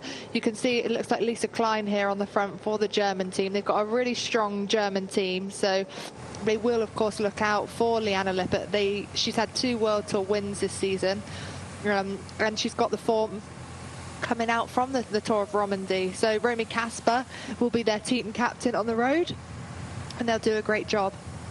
Yeah, she certainly will. So 7 riders for Germany. Katharina Fox, Romy Kasper, as you've just mentioned, Danny, one of the most experienced riders in the peloton, 35 years old now, always a great team captain. Lisa Klein, who we saw on the front there, really strong rider. Franziska Koch, Liane Lippert, of course, who's number 55 in this race. Hannah Ludwig and Leah Lynn Teutenberg make up the rest of the German squad. And I find it interesting hearing these interviews before the start. Some riders come across more confident than others. Some riders really want to sort of hold their cards close to their chest and don't want to give anything away. Of course, it's a pre-race interview, so at that stage I don't really think anyone's going to be really able to pick up on that before the race, but a lot of riders very sort of cagey about giving away their tactics and their sort of their thoughts before the race. And I guess that's an interesting question for Liane Lippert. You know, we think she's one of the clear favourites here, and although she said that she liked the course, she didn't sound so confident when asked directly about Kopecky. But I guess that's just part of her personality. She's not going to be one that's going to say, yeah, of course I can beat everybody, despite, you know, what we've seen her do before. Yeah, and it's very individual, isn't it? Like you said, some riders play themselves up, some riders play themselves down, and it's just part of the game. And also, generally, the director sportifs will have the coverage of the bike race on in the team car. So, you know, if they're giving tactics away in that pre-race interview, even within the race, they can hear that race interview. So, yes, it's at the start of the race, but actually, it might be that they don't want to give too much away. They don't want to play themselves up and say, yeah, I believe I can win today. I've got the legs, we're going to do X, Y and Z, because it might change the tactics of a race, of a team, if that director sportif is looking or watching the coverage within the race. No, they don't have radios, but they can communicate to the riders if they come back to the team car. We can see here Audrey de Kersmaker just coming back. Oh, Silvia Zanardi, sorry, the Italian rider coming back to the team car to talk to her director sportif, maybe pick up some bottles, and that's a way of getting that communication then back to her teammates in the peloton. So it's a really interesting one. I love seeing the pre-race interviews, trying to read into it somewhat, but knowing that we can't read too much into it because some riders are just playing the game. I'm sure they certainly are. Like you say, it is very fascinating. And you're right, you're spot on. You know, you can have the DSs in the car, being able to listen to those interviews. And, you know, right on cue, we're seeing Zanardi here come back to the Italian team car. This is a chance to have a conversation with the DS. Of course, you're getting bottles as well, but also brilliant chance to have a little word, see if they've picked up any information sort of on the grapevine, see if they've got any word on tactics. I mean, we've seen the weather change ahead of us. The weather looks atrocious up ahead. So, again, another chance to have a little chat. Say how you're feeling, say how your teammates are feeling. If you're the team captain, have a little word with one another.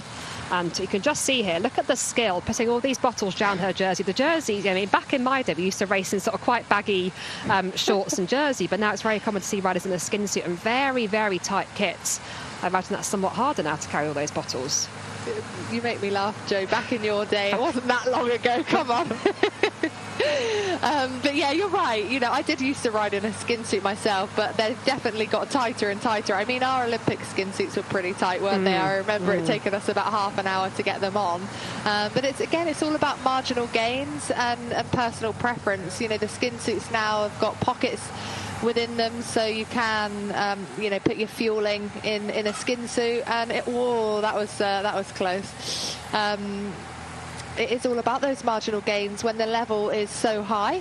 Good luck trying to keep up with the women's peloton there on the bike path, but I like to see it. He's giving it a good go, isn't he? He is indeed. And we've got our first move, Emilia Farlin.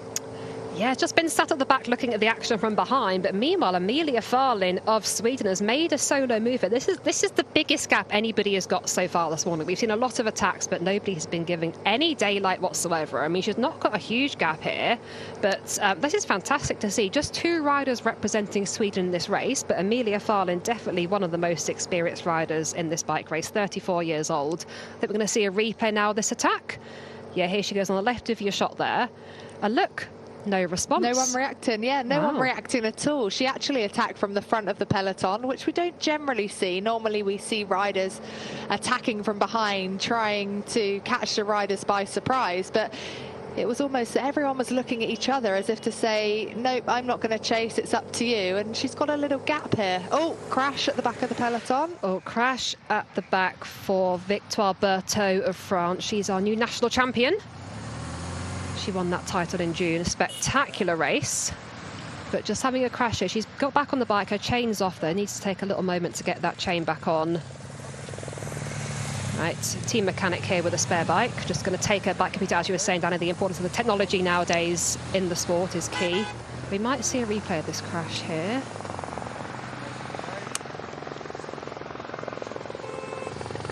Again, it looked like maybe just a touch of wheels, that sort of ricochet. We didn't quite see what happened, but it was right in the mix of the peloton. It wasn't at the back, it was almost in the middle, but thankfully no other riders came down in that crash, and the mechanic was quick with that spare bike. So it's really interesting to see the team cars following behind, and there's normally a hierarchy of where the bikes are on the roof of the car. So your leaders will be on the outside, on the right-hand side of the car where the mechanics sit, so it's most easily accessible to the mechanic, and then kind of as that hierarchy goes down, the bikes will be kind of in the middle of the car, because it might just take a little bit more time to assist those riders, those spare bikes. But good to see that real swift bike change there by the French team. So hopefully now she's back within the convoy, so she'll be able to use those cars to get herself towards the back of the peloton. And it does look like she's just coming back to the back of the peloton here, but a really good gap for Amelia Farlin. Just going to a commercial break for anybody watching us on the TV, but do join us again soon.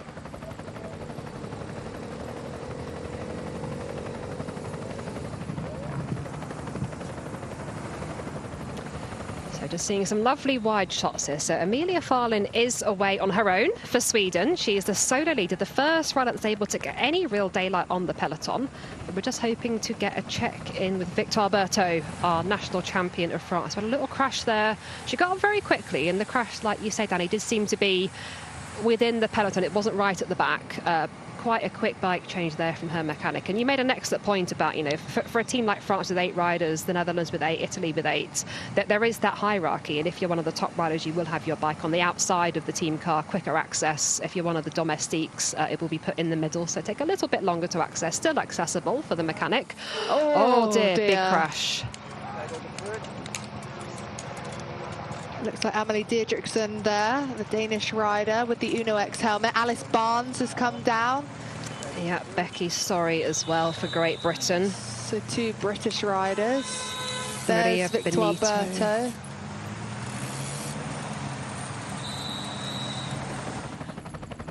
Amelie Didrikson, no stress whatsoever, so that definitely comes with experience. You can see the British car there just pulling over to the side of the road, so it looks like it was on this bend, maybe with the wet roads. It was the British rider, so either Alice Barnes or Becky Story, who we saw coming down first there. So it looked like they just took that corner too quickly, and just the wheels slipped underneath them. Just seeing Alice Barnes get back on the bike. Yeah, I think she was the first rider down, as we were saying. The changing conditions out here today in Drenthe. Dry at the start, but has been riding in and out of rain showers, so very difficult conditions with the road surfaces. Alice Barnes, of course, previous national champion for Great Britain, back on the bike now. Again, looking quite relaxed. Amelie Didrikson as well for Denmark. Another rider looking quite relaxed in this situation. We've got about 10k to go before we reach this finishing circuit, so we're going to go up Col de Vam and then have 5 laps of that before we come to the finish line. Will just be interesting how hard these riders are able to chase to get back on, because you can see the peloton is actually very strong after them. It's not one of those times where the pace has come off. No, it hasn't. You're right there. So it's going to be harder for those riders that were caught up or crashed themselves there. But again, Alice Barnes and Amelie Didrikson were so composed, weren't they? They know not to get stressed out. You know, you have to take that mentality, right, I've crashed, it is what it is. What am I going to do to get myself back as quickly as possible? And this is a technical part of the circuit. There's 5 consecutive roundabouts here, and the roads are wet. You can see those white lines. Some riders will try and hop over the roundabout. So it's a place to be super attentive here. So the best place to be is at the front, or if you're Amelia Farlin, you can see Amelie Didrikson just running wide through that roundabout, maybe a little bit nervous after that crash as well. Yeah, definitely a little bit nervous on these wet roads at the moment. Welcome back if you're joining us on the TV, and we just had a little crash take place while we were on that commercial break, so I think we will get a replay of that soon. But a number of riders here just getting onto spare bikes. Here's Maria Benito of Spain, just able to get back on the bike now, and I think we're about to bring you that replay now. A number of riders coming down, unfortunately.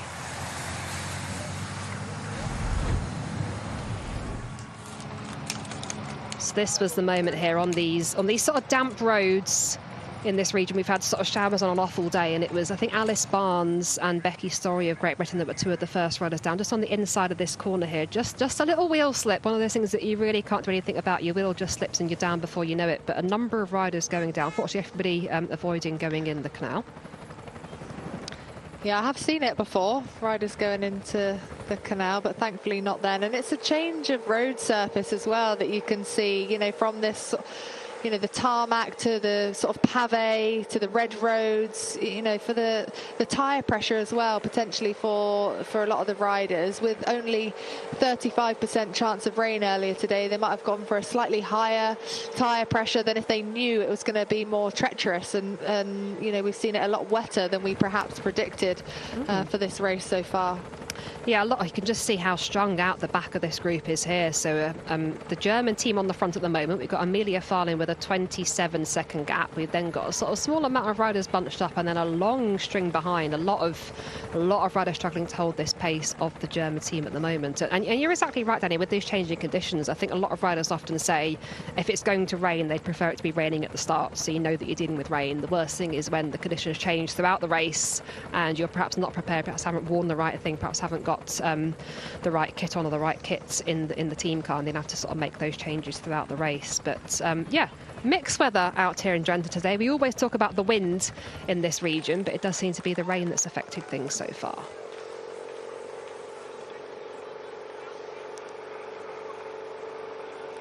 So it is the German team all on the front at the moment. 77.8k to go with a 27-second lead to Amelia Farlin. So Amelia Farlin of Sweden, one of the most experienced riders in the peloton. Here she is, made a solo move. We saw a replay of her attack, and as you said earlier, Danny, it's one of those really interesting moves where she didn't really take the peloton by surprise. She sort of attacked from the front, and it was the first time all day there's not been that sort of reaction from behind you. Every other attack, there's been multiple teams jumping straight on it, but they seem to have let Farlin go here. And you know, she's a rider that we both race with in our careers, and that, you know, I'm sure you know well, Danny. She's a sort of, you know, a rider that you've got to respect, and it's very interesting they've given her this sort of gap. Yeah, she is hugely respected, but I think because the Swedish team only have two riders, with Amelia Farlin and herself and Hannah Nilsson, I think that's why they're not so fussed with you know, that solo rider out front. It's very easily controlled. You know, one rider against a team, you know, like the Dutch, for example, they're not going to be, you know, very worried at this point in time, especially because it's only, you know, we enter the circuit with 70.4 kilometers to go, so naturally the pace is going to increase, and I'll be surprised if Amelia Farlin is away at the entry to that circuit. It narrows, so again there's going to be so many nerves. The nerves are going to heighten as we come closer and closer to that circuit. The first chance for these riders to race on that finishing circuit in those last few kilometers, to race up the Col de Vam, to feel what it's like. So I think it's only a matter of time before Amelia is caught. However, you know, like you said, she's a rider that should be respected. You can just see some of the Palmares there. So 3 times road race national champion and 3 times individual time trial champion. So she'll know how to pace herself here, being out front. So she will probably be looking at her head unit, at the power she's putting out, and she'll know what she can sustain. She'll be able to feel it as well, of course, being one of the most experienced riders. She'll know her body inside and out, so she'll be able to really measure this sort of effort currently. She's about to take that right-hand turn that we were talking about, and then it's a really, really long run-in to our circuit in the same direction. So she'll have a crosswind from her right-hand side. It's not too exposed. There's some exposed sections, but again, then they are covered after a couple of kilometers at a time. So I don't think we'll see any echelon action here. I just think the pace will naturally increase as we come closer to that circuit. Yeah, I think you're right there, Danny. And a question I'm often asked about solo breakaways. So, of course, on the screen we can see 76 kilometers to go, one rider away on her own. I think for Farlin in this situation, she's probably not expecting to go all the way to the finish by herself. But what could happen is the race could sort of come up to her. You know, when we get all the big names on the Col de Vam, of course, we've got two peaks making up that climb on the finishing circuit. I'm sure we're going to see fireworks there. It could be a case of riders sort of break away from the peloton, and Farlin sort of finds herself with almost a head start on all that action. And that can be a tactic that we often see riders use. 100% right there, Joe. You know, it's almost that sliding room that we see as well on a climb, where you see riders that maybe aren't so confident in their climbing ability coming to the front, so that once they're at the top of the climb, they're still within reach of the peloton. And that's what we see happen with this sort of move as well. You know, for Amelia Farlin, we're going to see this race become attritional here. Riders going out at the back when there's riders fighting to be at the front at the Col de Vam, and it might be that she gets over or gets to the top of the Col de Vam on the first lap before the peloton catch her, which is a huge advantage already, not having to fight in the peloton behind, being able to feel the climb, see the roads as a solo breakaway rider, and then she's in the mix. She's within the favourites already if it was to split up so early. So a perfect move here, I'd say, for Amelia Farlin and Sweden, who, you know, are one of the smaller nations coming into this race. I think you're absolutely right, Danny, and yeah, it is avoiding all that potential carnage in this peloton and not have to race into the climb.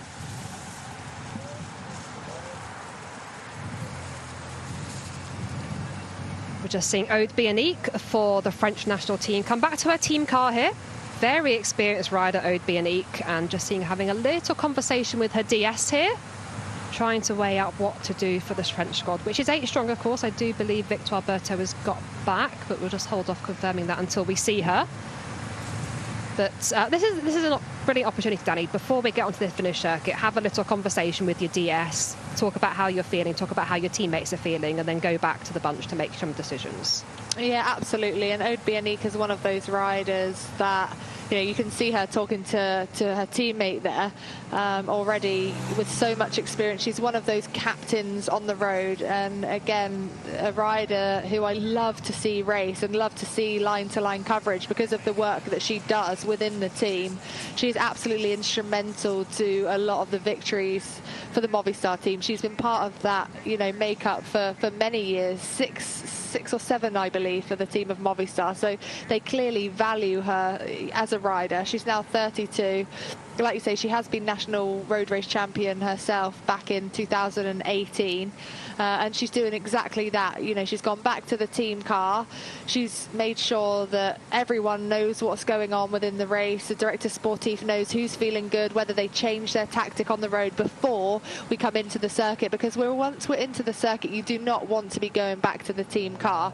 You'll be trying to pick up information from the side of the road. So a lot of the teams you'll see after the finish line, I believe, will have the feed zone, where they have sort of individual tents where the Swanniers will be to feed the riders on the side of the road. They'll also have people there to relay any information. So some teams will use sort of whiteboards with sometimes they almost have code on them, so that other teams can't understand, you know, what they're saying to their riders, to try and communicate to them. But yeah, it looks like Amelia Farlin's timeout solo, unfortunately, is coming to an end.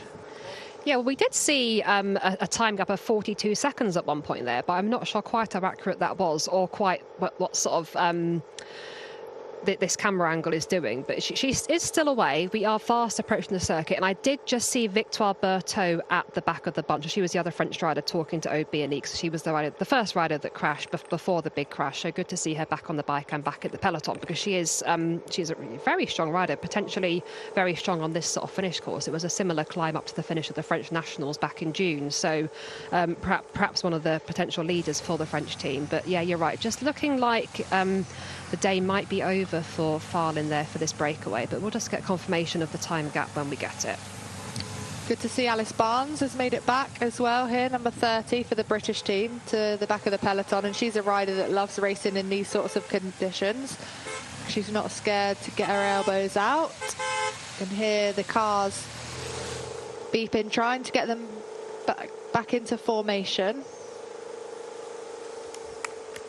Yep, so the team cars will get their order before the start, won't they, Danny? And they'll get that sort of order for the convoy. Bit of a pecking order as well, with rankings. And then, of course, if you're further towards the front, you are closer to reaching your riders if anything were to happen to them. They do need that bike change. Yeah, and it does really make a difference, because like you said there, you know, if your team car's first in line, you can look after your riders a lot quicker than if you're sort of 20th in line and you've got to make your way up to your rider, who by that point could be you know, meters and meters behind the peloton and just got more chasing to do.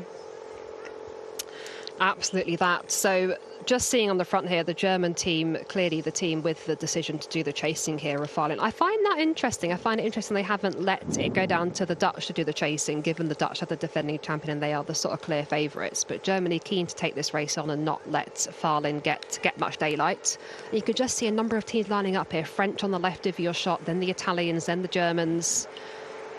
Dutch are up as well. I see quite a few jerseys from Poland as well. Should be looking after Cassiani Viadoma. And we are very close to this finishing circuit now, Danny. We're going to do a right-hand turn. And then we're going to come to the area that is called Col de Vam. It's built on an old landfill site, so a man-made climb. 2 climbs actually in total. We'll go up the first climb over some cobbles towards the top, then we'll descend and then we'll go back up again towards the finish. So very interesting finishing circuit. We'll then see 5 laps to go and then complete 5 laps of a 13.7 kilometre circuit before the finish.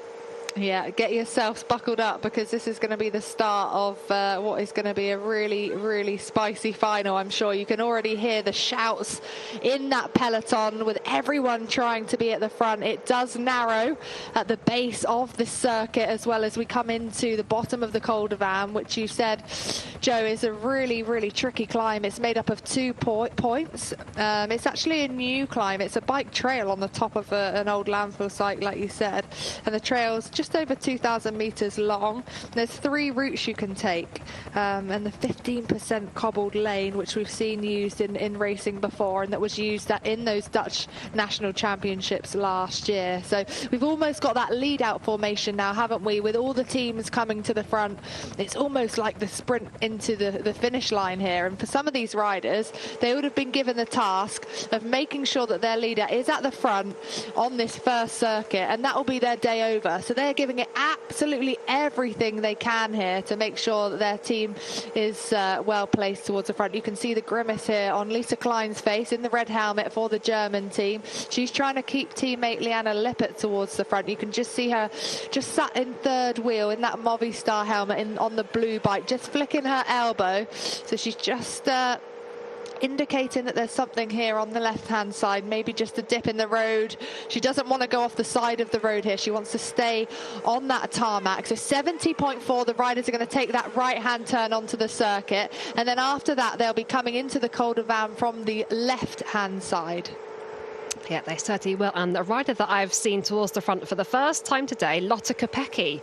She's there in the rainbow stripes, just behind her teammate. She's been hiding very well in the wheels, of course. Absolute master at riding in these sort of roads, these sort of conditions. But of course, right towards the front, ready to approach this climb.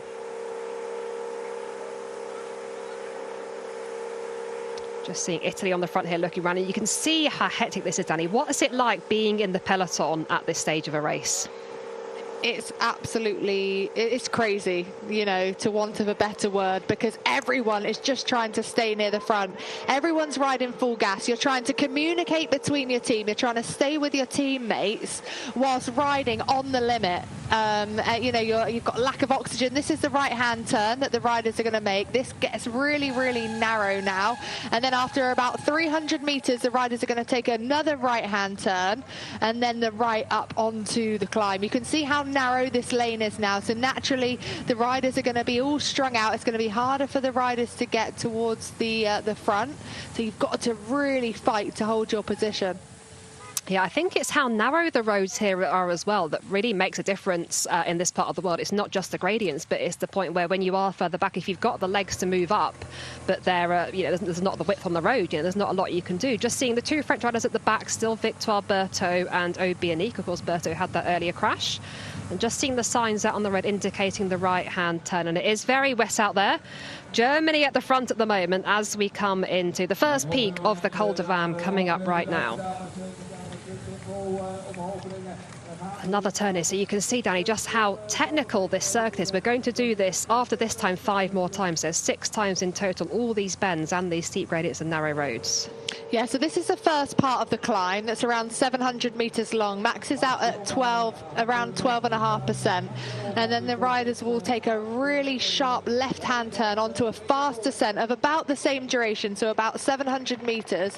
And then they'll have a 90-degree right-hand turn up to the finish line. You can see a beautiful shot of it here. So they sweep round this right-hand corner, and then it kind of goes onto these cobbled roads here, onto that left-hander. That sharp left descends back down to the finish line, that final right-hand turn up to the line. What a wonderful shot we had there at that aerial view. You can just see up ahead on the road the red kite for the 1 kilometre to go banner. That will be relevant on our last lap, of course, as well as just coming over the top here. Then we go down a little bit. As you mentioned, we have got cobbles towards the top here. Here they are on the cobbles. You can just see how brutal these roads are, these gradients and the cobbles as well. Very reminiscent of the Tour of Flanders. And we all know how tough that race is. They will just come towards the top of this climb. Now we've then got that left-hander at the top before we descend again, and then we'll go up another time towards the finish line. The riders will then see 5 laps to go. And you can see how strung out this race is. If you're further back here, there is absolutely no opportunity to move up whatsoever. Riders having to unclip on this climb. Lots of struggling going on here, Danny. Yeah, there is a lot of struggling going on. You can see that, and you can see just how attritional this race is going to be. This looks like Becky Story, is it? Yeah, Becky Story from the British team now, just having to unclip. Like you said, there's just no moving up at this stage. So if you're not well positioned coming into that first right-hand turn onto the climb, there's just no moving up. Look at this, Lotte Kopecky on the front. She's been hiding, hasn't she? The whole time from that flag drop, just looking over her right-hand side. You can see how she's riding with so much composure here. So she's absolutely not riding full gas. In fact, she looks like she's just out on a Sunday bike ride here, just dancing on the pedals, taking a little look around. Who is with her? It looks like the style of Sylvia Persico. This race will suit her. Obviously, the fantastic cyclocross rider. Liane Lippert's there as well. Anna Henderson, Cassia Nieuwedome, Elise Chabbey. Well, Lotte Kopecky there, our world champion in those rainbow stripes, looking super composed as she leads the peloton over the finish line. We're already seeing a few gaps open up behind, and we do see confirmation of 5 laps to go. We've averaged 45.9 kilometres an hour so far in this race. We've got 67 really kilometres of racing still to go. And we've got 5 more times up that climb, Danny. I'm excited. I am, and there wasn't a huge Dutch presence either at the front of that little small group that we saw on that first descent up the Col de Vam. So that'll be interesting. Certainly will. So a little bit more climbing now after we've gone through the finish line. Just continue to hurt the legs on all these laps before the finish. Just seeing Poland at the front there with Jaskolska. Followed closer by Emma Norsgaard of Denmark is right up there as well. Yeah, you can see Demi Vollering on the right-hand side. Emma Norsgaard's looking really, really strong here for the Danish team. So, of course, they've got a strong pairing in Emma Norsgaard and Cecilie Uttrup Ludwig. Elise Chabbey is also there for the Swiss team. Marlon Reusser was a little bit further back on those shots that we had over the finish line, but that is Sylvia Persico riding for the Italian squad. So Persico, this climb will really suit Persico, another real punchy rider. Lotte Kopecky now happy to drift back a little bit, so she knows exactly where she needs to be. This will give an opportunity for riders that were dropped over the climb to get back on. You can see now riders really trying to make junction with the back of the peloton. Now it's eased up over this plateau on the climb. We've got a bit of a plateau here. There's a little bit of a lull in action as everyone just sort of is regrouping here, having a little chance to have something to drink. There are rainbow stripes right in the middle. If you're watching on the TV, you're off for another commercial break, but do come back soon.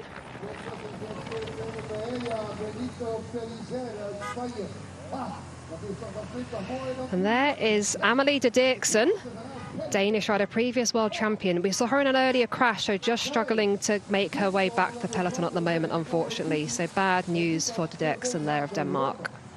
Yeah, that's a real shame, and obviously the crash has just taken it out of Amelie Didrikson, who rides for Uno X as a trade team. You can see that with her bike and helmet, like you spoke about earlier, Joe. So you're in your national team kit, but you'll still ride on your trade team bike and helmet. So good for us, because it means we can pick them out a little bit more easily.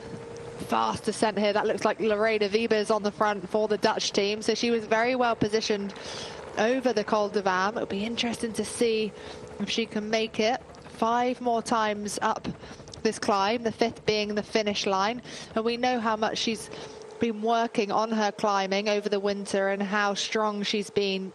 We saw that, didn't we, in the, I believe it was the Tour of Scandinavia, where she was super strong on some of those sort of uphill finishes, and she sort of showed herself, didn't she? And she said it herself in some of the post-race interviews there. Yeah, she won 2 stages and won 2nd on that final stage, and she said she wanted to prove that, you know, she could still be dominant on those uphills. They weren't quite as steep though as the Col de Vam. They were about 5-6% for the last kilometre or so, but good to see her still there. But look how wet these roads are. A few abandons already, unfortunately.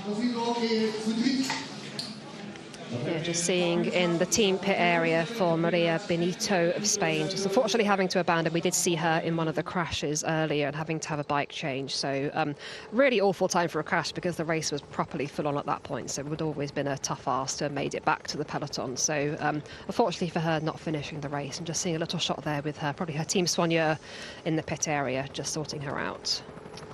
Yeah, it is a real shame when you crash and you've got, you know, high expectations of a race, and you try and peak for certain races as well. And if, you know, your day ends due to a crash, it's really, really disappointing. You can see Romy Kasper on the front. So she rides for the AG Insurance Soudal Quick-Step team as her trade team, looking after Liane Lippert. So she's a huge asset to Liane Lippert, who will be Germany's key rider in today's race. So great to see Romy Kasper looking after Lippert here, so she doesn't have to put her head in the wind.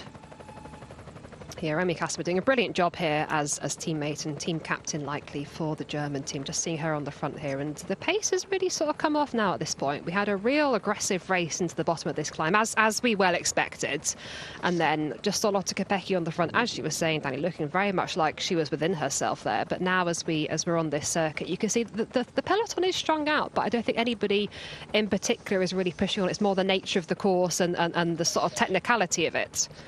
Yeah, and also the fact that the roads are quite narrow as well, I think just lends itself to that kind of strung out nature of the peloton here. Welcome back. This is the elite women's road race at the Road Cycling European Championships in the Netherlands. We've just done our first time up the Col de Vam. The riders have got 5 laps to go now of a 13.7 kilometre circuit to decide the winner of this European Championship road race. Just seeing a few riders here who are unfortunately involved in a crash earlier on today. So fortunate to see Alice Barnes there of Great Britain. She was one of the riders that did come down earlier. A few other riders were involved in that crash, and some bike changes were needed, and it looks like a very difficult point to try to rejoin the race there, unfortunately. Yeah, I mean, I can't see those riders making it back up to the back of this peloton here. You can see a little bit of a lull here, so we didn't see the time gap of those riders behind. So this would be a good moment to really try and put the effort in to get themselves back into the peloton. But as we get closer to that climb again, naturally, I think it will get faster and faster, more and more aggressive here. You can see an attack on the right-hand side. This looks like the style of Rianne Marcus. Yeah, absolutely right there, Danny. It is Rianne Marcus of the Netherlands making an attack here.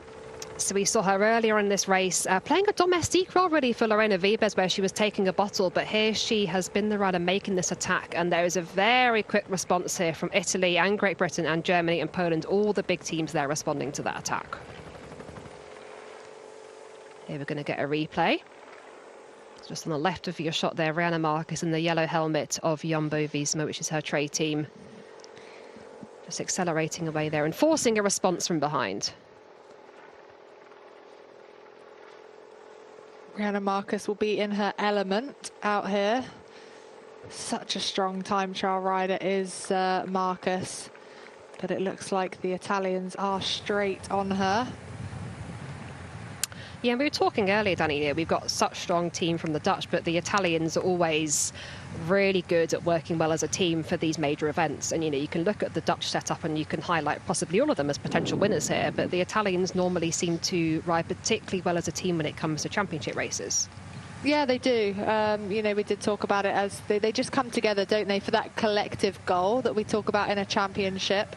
It's really hard for these riders sometimes to come together when they've been pure rivals for the majority of the season, going head to head with each other throughout the year, to then come together and cooperate between each other for a favourite can be quite hard. But the Italians do that, and they do that from a young age. We see huge Italian dominance in the younger classifications as well, your junior ranks, the under 23 ranks as well. And I don't know what it is. I think it might just be that they're happy to work selflessly to that collective goal. They've clearly got good management as well to help them come together as a unit and work really well together. So they've got a lot of cards to play. I think they'll be confident in whichever way this race goes, whether it does come down to a bigger sprint or whether it is reduced. Like we're seeing now, the Dutch team are clearly going to be firing one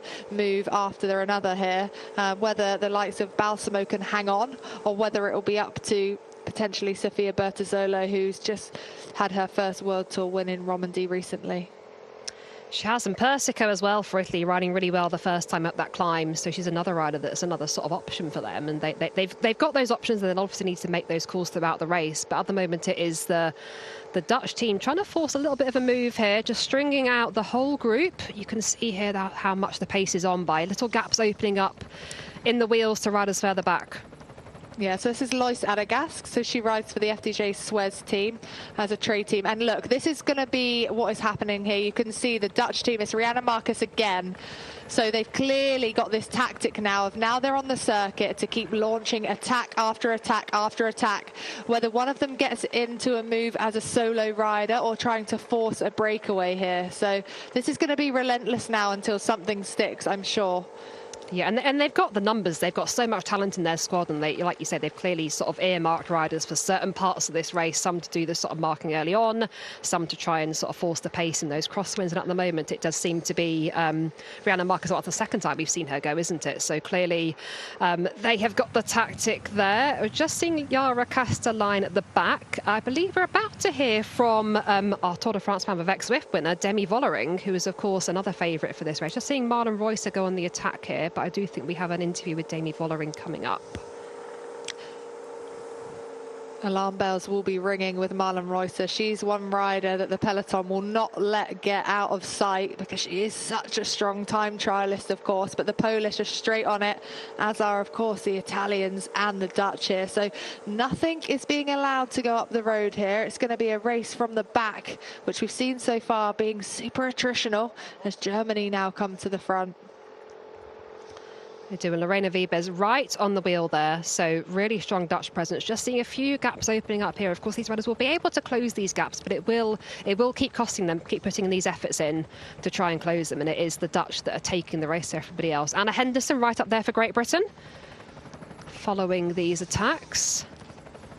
Big opportunity, I'd say, here for Anna Henderson in these championships. I think she would have gained so much confidence. I think she surprised herself.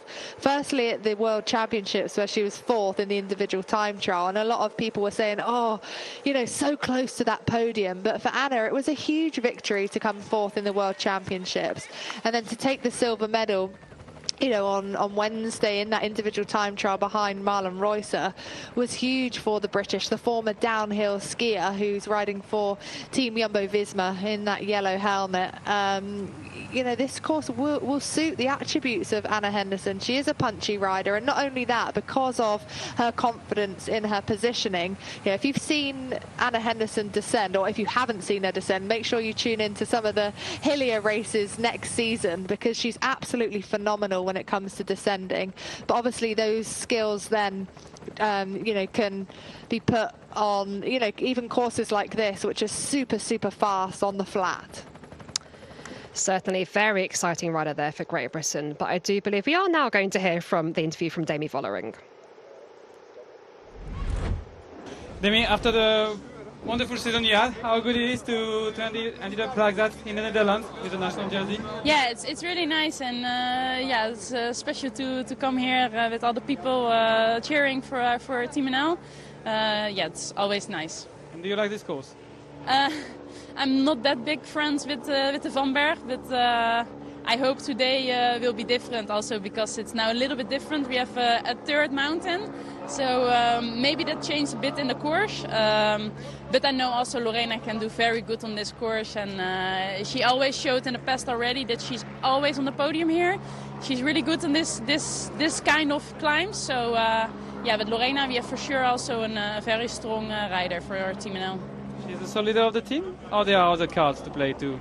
We have multiple cars to play. I mean, we have a very strong group in white, so that's also our strength, and we also need to use that. Can I have a surprise scenario on that kind of course, you think? Yes, I mean, for sure we can have a surprise. I mean, Rianne is also very, very good in attacks or that kind of things, and yeah, for us it does not matter so much who wins, as long as it's a Team NL, and yeah, I mean, we will try, of course, to play it the best in our hands, and we will see what comes out. Thank you very much. Mr. Deck. Thank you. Interesting words there from Demi Vollering of the Netherlands. Again, sort of saying multiple options, not really committing to who's the leader. She, of course, mentioned Lorena Wiebes liking this climb, but says she wasn't so keen herself. Yeah, I mean, she did allude to the fact that Lorena, was their leader, and I would say she will be. If she's still there, they will be going all in for Lorena Wiebes, but they've got so many cards to play. I said at the start of this race, each of these 8 riders has won a race this year, which is quite remarkable. No other team have done that. We've got 2 riders away here. They've got a really small advantage. So this is Silvia Zanardi on the front for the Italian squad, and Misha Bredewald, who had that recent win, didn't she, in Plouay. So again, that form coming into the back end of what was a pretty front-loaded season. So it'll be interesting to see if the peloton are happy with this. I'd say probably not, having 2 of the strongest, arguably, nations out there in front. So it looks like France here not happy with it, Switzerland as well. So is that Audrey Cordon-Ragot and Marlon Reusser, so 2 of the strongest time trialists within the race. So got themselves.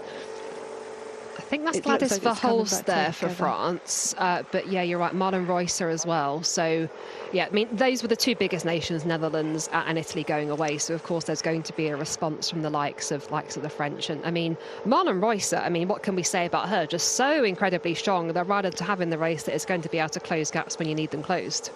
Yeah, and she's really trying to motivate the other riders. Yeah, you're right, this isn't Audrey Cordon-Ragot. Try and motivate riders to keep this one going, and it looks like it's going to come back together. And this is a dangerous point in the race where counter-attacks happen. You can see a little split here as well. So you've got about 10 to 15 riders here up again as the Dutch go again with Floortje Mackaij. So another rider who rides for the Movistar team, and that looks like... I can't quite pick that Uno X rider out, and the Belgian squad straight on it. So I think this is going to be the nature of the race now, Joe. I think it's just going to be relentless attack after attack. The race will be breaking behind every time they go up the Col de Vannes. Certainly will. Very much an attritional race coming up today. So we are right in the thick of this European Championship road race. We've been up the Col de Vannes 1 time already. We've got 5 more times to go before we reach the finish, and it is a very aggressive race at the front here. Many teams tried to take it to the Dutch, but the Dutch incredibly strong and covering many moves and making many moves themselves. We've got our reigning world champion Lotte Kopecky in the rainbow stripes in the middle of this peloton here. Looking very strong so far. And now we've got an attack on the left of the screen there from Romy Kasper of Germany. The captain of the German squad now on the attack. Misha Bredewald just behind her. Oh, little move there by the Swiss rider. Just took that corner too shallow there. Again, nothing's being let go. So all riders and nations so keen to make sure they don't miss the moves. Nice bit of artwork there. Very nice, very impressive. Always fans of cycling in the Netherlands. So this is a very technical finishing circuit that we've got here. It's 13.7 kilometres long, so very reminiscent of anyone that's raced sort of the Belgian Kermesse scene when they're growing up, and it's sort of quite familiar to a lot of the riders. But with the Col de Vam in there, with those sort of 2 peaks up to getting towards 15%, they're very, very tough circuit, and still we're going to get this race into the bottom of the climb. We're going to get positioning being so key, and once again we're seeing hectic moments at the front here as riders are trying to get towards the front. We are indeed, and Lorena Wiebes, she's won the last 3 Ronde van Drenthe. She was 3rd in the national championships that took one of the ascents of the Col de Vam. So there's different ways up this landfill site, but part of this was used in the Dutch National. So the Dutch team know that Lorena can perform on a climb like this. So although she's deemed as a pure sprinter, she's still so versatile, even more so this year. And she's thanked the team of SD Worx, having moved over, of course, from Team DSM, as to giving her that confidence to be more versatile as a rider. You know, we saw her attacking on the Kaalberg, didn't we, in the Amstel Gold Race, for example, and she wants to be able to win even more bike races, which I think is a bit greedy. I mean, she wins a lot of bike races, doesn't she? But now, you know, she could even win on uphill finishes like this. So here we go again, the next ascent of the Vanberg. Who is there? Oh dear, we've had a crash here from one of the Austrian riders. Yeah, so this is Carina Schwempf. So anybody that followed Tour of Romandy last weekend will recall she was the rider that almost won that first stage there, just celebrating over the line, but getting caught by Bertusolo. So she was a rider I was keen to see, but what an awful crash there, just hitting the barriers. It's good to see her up here, because that was, like you said, Joe, a really awful crash where I think she must have just clipped her handlebar to the barrier there on the left-hand side. And unfortunately for Christina Schweinberger, it means she is now alone for the Austrian team. She's had the season of her career, hasn't she? Recently 3rd in the time trial as well. So Christina Schweinberger now alone for the Austrian team, will have to surf off the other teams, look after herself here. Here's the cobbled section of the first peak of the Col de Vam. You can just see riders battling for position here, just trying to get the front line, trying to get the best line on this cobbled section. We're just about to reach the peak. You can see the winter on the flags at the top. Always a windy region of the world. It is good to see Eleanor Barker up there for the British team. The same faces towards the front. You've got Cassie Nieuwedome there, Elise Chabbey there, Anna Henderson for the British team, very much towards the front.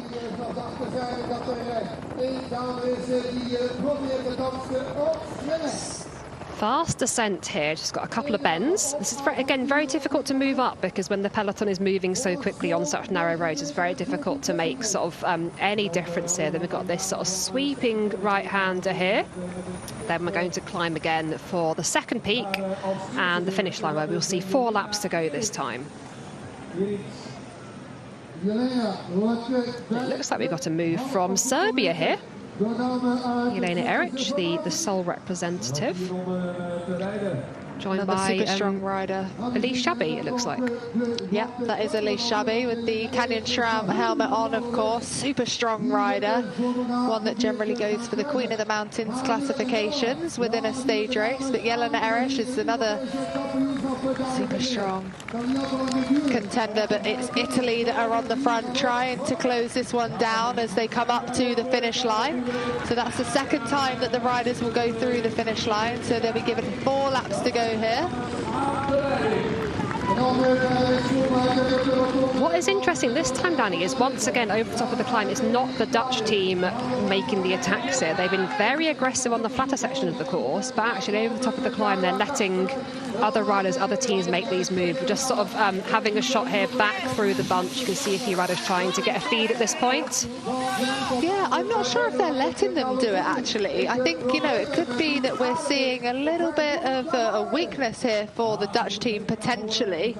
They're not super close to the front again. They are, and they will be, of course, present. But I did see a little glimpse of Demi Vollering's face, and she showed a little bit of a grimace. You can see Lorena Wiebes just tucked in behind Lotte Kopecky, so she knows that Lotte Kopecky will be there. But good move here. 3 riders. Problem for Floortje Mackaij. back wheel change here happening for the rider from Movistar. Causing absolute carnage behind in the convoy. Cars trying to get a pass, but this is a pretty slow change. Getting her bottles. Yeah, not an ideal wheel change there by any means for Fletcher Mackay, just having a little switch of bottles there while she got the chance. She will chase back on. She will do her best to try and get back on this lap, but it's very much a case of how this lap is ridden now. We've got a breakaway of 3 riders here at the moment. Soraya Paladin is the Italian rider that has joined our other 2 leaders there. So it will be down to the Dutch. Yeah, really, really promising. And the Dutch are not present here, so it's going to be up to them to chase. You would say having, you know, the defending champion, one of the favourites, and 8 riders in their quota. So we'll just see who's chasing. Oh, it does look like the red shorts of Poland here, though. Shirin van Amrooy's there. She's taking over. Suzanne Anderson, happy to just sit back on the wheel for the Norwegian team. Suzanne Anderson as well, Joe, you know, she's had a really strong back end of the season. We saw her in that really long attack in Plouay, didn't we?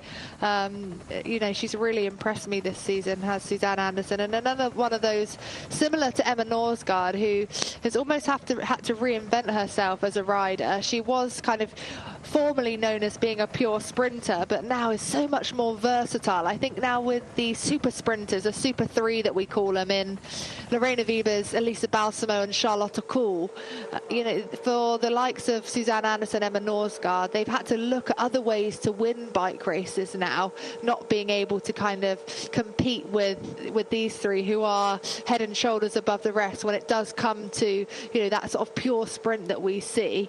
But Suzanne Anderson, I think on this course could, you know, do a really strong job, and really interesting to see that she was happy to just kind of sit back there on the wheel of the Polish rider and not come through. And I think that was really savvy bike riding. She's only got 1 teammate in Martha Berg, so it'll be interesting to see how far through this race she gets. But I think she could be definitely going for a top 5 here. Yeah, well, it takes confidence and race maturity not to push on constantly and to be able to just follow those wheels and not be always sort of the bunch engine or the one that's sort of chasing brakes. And I think you're spot on there, Danny, the fact that she wasn't right straight on that. It's like a little bit of confidence there, perhaps. Definitely, and you can be almost, you know, motivated by the other riders with you to keep working. You know, if they're shouting at you, come on, work. But, you know, it takes that confidence to say, actually, no, I've only got 1 teammate here. I'm not one of the favourites. I'm going to sit back, save my energy, still with, you know, over 50 kilometres to go. This is my best chance of winning this bike race.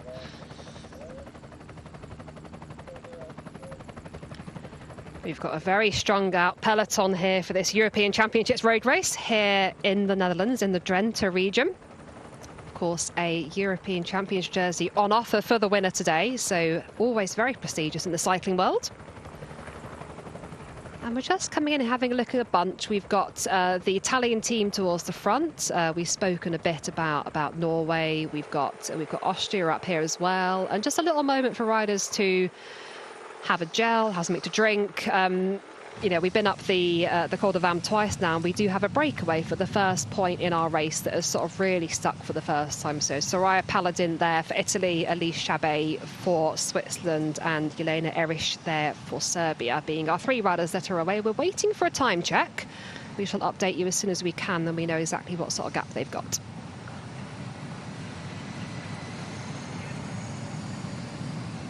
This is a really, really strong move. So 3 riders, Soraya Paladin riding for Canyon SRAM, Elise Chabet, of course, as well, Canyon SRAM on the road on the for the trade team. So 2 riders that are used to riding together, and then Jelena Erich, of course, who rides for Team Movistar. So for Soraya Paladin and Elise Chabet here, they'll know how each other work, how to get the best out of each other, so they'll all be able to communicate. And it's a really nice number to have in a break. So sometimes we can see a bigger group of a breakaway where you don't get that cooperation, that cohesion between each other, because there might be some riders not doing as much work as others.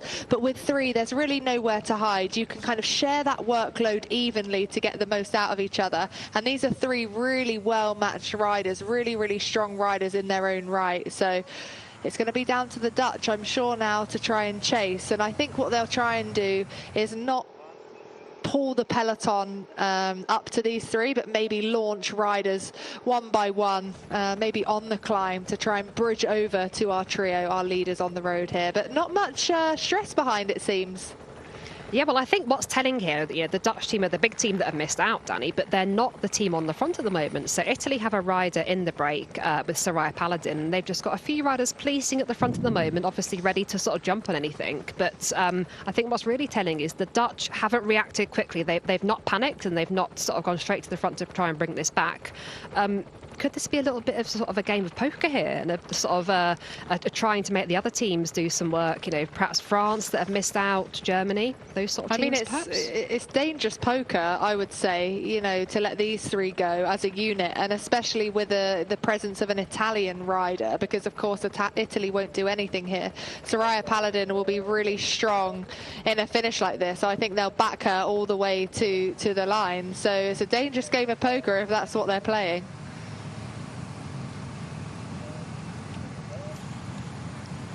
Welcome back if you're joining us on the TV. We have got 50 kilometres to go for the European Championships Women's Elite Road Race, and we have a breakaway of 3 riders up ahead at the moment, and we are just seeing Demi Vollering here of the Netherlands coming to the front for the first time in this race. Yeah, I mean, they had to do something. This is just too dangerous. Barbara Gorišky, though, is straight on it. Actually, teammate of Demi Vollering, riding for Team SD Works, closing things down. And we saw Italy just trying to run a little bit of polite interference at the front, didn't we, of the peloton? And we thought, where are the Dutch team? And it is now Demi Vollering. So we saw that pre-race interview where she alluded to the fact that Lorena Wiebes was the leader. And this would say to me that she was, because I don't think we'd see Demi Vollering necessarily attacking if it was going to be for her for this race. You can see Lorena Wiebes here on the left-hand side. We know she does like to race, though, and could win from a small group, so it depends what the legs are feeling. Yara Kastelijn looks poised and ready for the next attack for the Dutch team. She's one of the more pure climbers, so you'd say she would want to do a job earlier on in this race. 24 seconds now, the gap. Elise Chabbey, we saw in the World Championships with that almost 70-kilometre solo attack, so we know what she can do, what she's got the capacity to do. But it is Yara Kastelijn from the Netherlands now driving things forward on the front. I think for me, if I was one of the other nations that had missed out on this move, I would sit back, I would wait, I would let the Dutch riders do all of the work here to try and, break their legs, play poker with them, which is what we've seen SD Works do for the majority of this season. So Yara Kastelijn now, look at the grimace. You'll see that board in front of her on the motorbike. So that will give the riders the time gap that our 3 leaders have got. Yeah, I think that's very wise words, Danny. If you're in one of those teams that hasn't got in that breakaway, that you don't need to do the work. When you've got 8 riders for the Netherlands, when you've got the defending champion, when you've got the Tour de France champion, you don't need to be the ones on the front. So I think it's going to be a bit of patience from the other teams, not to get themselves to the front and doing the work. But like you say, this is a really promising move. We saw a time check of 20+ seconds, which has just gone from our screens now. So we'll wait till we see an update of that.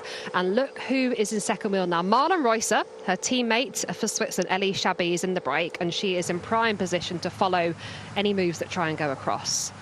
Just heading to the back here, seeing Floortje Mucka. Had an earlier mechanical problem, didn't she, Danny? But good to see her getting towards the peloton now. Yeah, we saw her take a rear wheel change at the top of the Col de Vam the previous time up, but good to see her now nearly at the back of the peloton, so she'll be able to pick each car off one by one. She's just benefiting on the slipstream of the vehicles in front of her, which is allowed if it's not your own team car. And then she'll be able to get herself onto the back of the peloton. We did see Lois Adegast on the front for the Dutch team, so she was the next rider to set the pace. She took the win in the Cadel Evans road race, but now it's back to Yara Kastelijn, our rider that took that victory in the Tour de France Femme avec Zwift. You can see Pfeiffer Georgie trying to come to the front for the British team. I think for the British team now, they just need to be patient. Again, they shouldn't be a team that puts any rider towards the front. We saw the team losing Alice Barnes. We haven't seen whether Alice Barnes got herself back into this leading peloton, but for the British team, I think they just need to wait, be patient, for another couple of laps here, but the gap is going up. 36 seconds now we're being shown.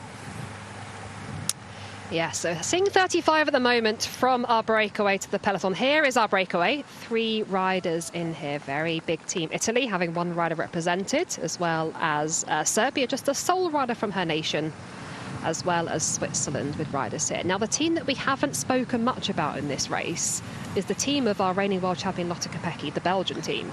Now, they are a team that we saw sort of towards the front earlier on, but they've not really been doing so much work. We just see if we can hear what's going on here.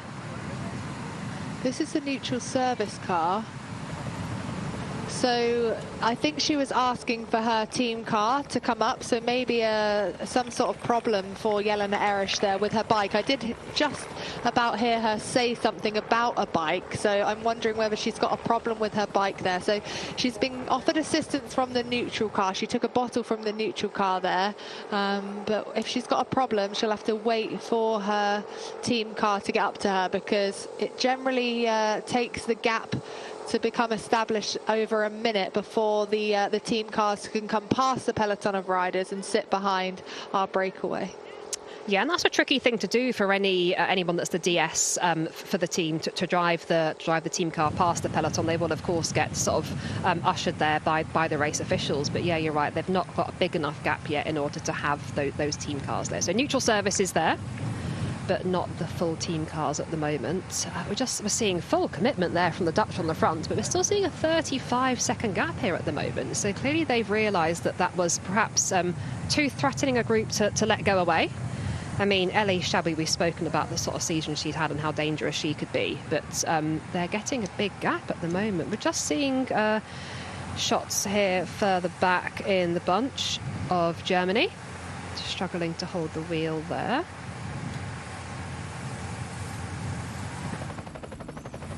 And here is our full peloton. 4 riders from the Netherlands on the front doing the work at the moment.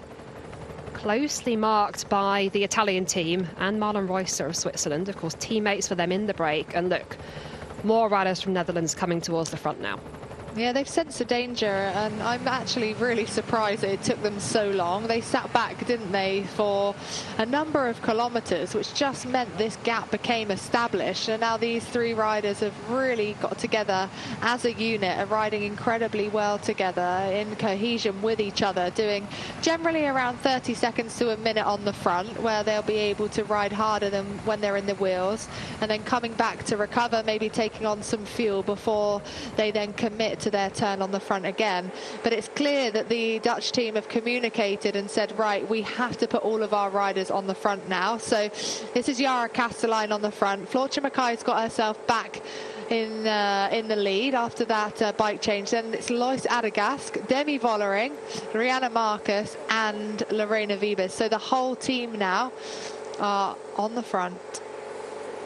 Very impressive for Floortje Mackaij to get back to the front there, having had that mechanical and that wheel change. So clearly, obviously, we know how strong she is, but also so skillful to get herself back to the front. So full commitment there from the Dutch on the left of your shot. And we're just seeing on the right the Italian team getting themselves together, the French team as well lining up towards the front. 30-second is our gap currently. Yeah, and interestingly, Shirin Van Anrooy wasn't rolling through. So as we talked about earlier, Joe, she's a rider that could have qualified for the under-23 race, but has chosen, you know, maybe individually or with the team manager to ride this elite race. And I mentioned about her being strong on this course before, having taken a silver medal in the national championships here. So perhaps she's another one of the protected riders, Shirin Van Anrooy, alongside Lorena Wiebes, if the dynamics of the race change. But now there is full commitment from 6 of the 8 Dutch riders, because this is a pretty dangerous move, although the gap is coming down slightly now. Yeah, but hovering just under that 30-second point at the moment. So you mentioned earlier, Danny, about when you've got 3 riders and working well together. What is sort of the golden number to have in a breakaway if you could choose? Because I know if you've got too many riders, that can be difficult to get everybody to work. If you're just on your own, you've got no help. But 3 seems to be a pretty solid number. I mean, 3, 4, 5. I'd say 3 is a minimum because it means that you do get a little bit of respite, a little bit of recovery in the wheels, but not much, you know, when there's only 3 of you. You know, so I would say maybe 4 or 5 because it means it's not too big to be able to not kind of control and police, as it were, that riders are all sharing that workload, but also not too small that actually you're not having any sort of time to recover as well. So these 3 riders are also very evenly matched, which really helps because it's not necessarily about having one super strong rider. It's about having that sort of collective strength between the riders that are in the breakaway to keep that pace consistent. So, you know, if you find yourself as one of the stronger riders, maybe doing a longer turn rather than a faster turn to keep that sort of cohesion and that speed measured throughout the effort. Yeah, exactly that. And as you mentioned, we've got 2 riders that are trade team teammates for Canyon SRAM in that breakaway as well. So again, that could be key. 2 riders that know each other very well, used to working together. Of course, on rival teams here, so they probably won't have that sort of alliance. We don't know what goes on exactly behind the scenes, but 2 riders that do know each other very well. So that could be key. Interesting now, the Dutch have just backed off the front and it seems to be Germany doing the work. Romy Kasper for the German team once again is the rider on the front. She has done an awful lot of work so far this race, consistently towards the front of this peloton. But as I've said that, it is now the Dutch towards the left of your shot there, just coming back towards the front. Yeah, we're seeing this fight, aren't we, as we get closer to the Vanberg again. You know, Romy Kasper's rider for the AG Insurance Soudal Quick-Step team, who's been doing so much work for Ashmore and Passio throughout this season. And she's just trying to make sure her team leader in Liana Lippert is positioned perfectly towards the front as we get into the most crucial part of this course. We certainly do. So you can see multiple lead outs here from all the big teams trying to get their riders into position. Just see a rider from Belgium on the right of your shot there. Poland coming up towards the front as well. Kasia Niewiadoma there, just getting out the saddle, trying to follow the wheel of Marta Lack there, her teammate, as she tries to get in the best possible position, taking this turn here for the Col de Vam.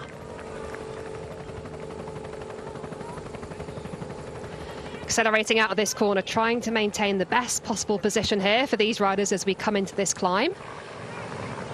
You can just see the arrow on the road showing riders where they are going. They are well used to this circuit now. This will be their 3rd time up the climb during this race, 6 times in total, with the finish being at the top of the 2nd peak. The riders would have also had the opportunity to ride this course before the championships. Romy Kasper, a little bit of cyclocross there on the left-hand side, but navigated that perfectly. Marta Lack now, one of the stronger riders in the Polish team. Marta Lack and Kasia Niewiadoma being the strongest in that roster of riders, but I'm sure it will be Marta Lack working for Kasia Niewiadoma, having the best chance, you would say, of taking the title. Yeah, and we're just seeing that gap come tumbling down now with that race into this climb, with the peloton naturally increasing in pace, not with one team doing the work, but just that natural increase in pace. Suddenly we're down to just a 17-second gap now for our leaders. It was up just over 30 seconds at one point, but it is looking very precarious now. As we get up the first section of the Col de Vam, the Vanberg. We've got a little dip here. That's our 1 kilometre to go marker when we come into the finish on the last lap. This is the section here where we've got some cobbles. This is where it's definitely an easier position to be in, isn't it, Danny, when you're out front and can pick your own line? Yeah, it is so much easier. It's such a technical last few kilometres towards the finish line, and we've said it before, it's almost impossible to move up here. So for these 3 riders on this 3rd ascent now up the Col de Vam, they'll be able to pick their own line here. I'm sure they'll keep their effort going over the top, and we might see that gap increasing again. But I think for the teams with less riders perhaps, or not the strongest riders or teams, nations within this race, looking at the way this race is playing out here, it is all about being patient. I think because of the technicality of the final, that natural increase of pace will close any gaps, and actually it's going to be about having strength in numbers on that final lap, and the legs, of course, on this final sort of 2 climbs that we've got in quick succession of each other. So I think the British are actually doing a really good job here. You can see Pfeiffer Georgie here in 3rd spot. Behind it looks like Floortje Mackaij and Liana Lippert doing a brilliant job in positioning herself, but saving saving energy at the same time. Yeah, 5 for Georgie there, British national champion, looking very strong, just following some wheels. There's some very big name riders here. We're just going to drop down a little bit before we climb again towards the finish line. Here is our breakaway, Elise Chabet of Switzerland at the front, rider that is well used to being in a breakaway position, well used to climbing well as well. And here's our peloton just taking this final bend. You can just see, Danny, how technical it is. You can see the peloton is in one long line. And look who is in about wheel 6 there, Lotte Kopecky, just following the wheel of 5 for Georgie.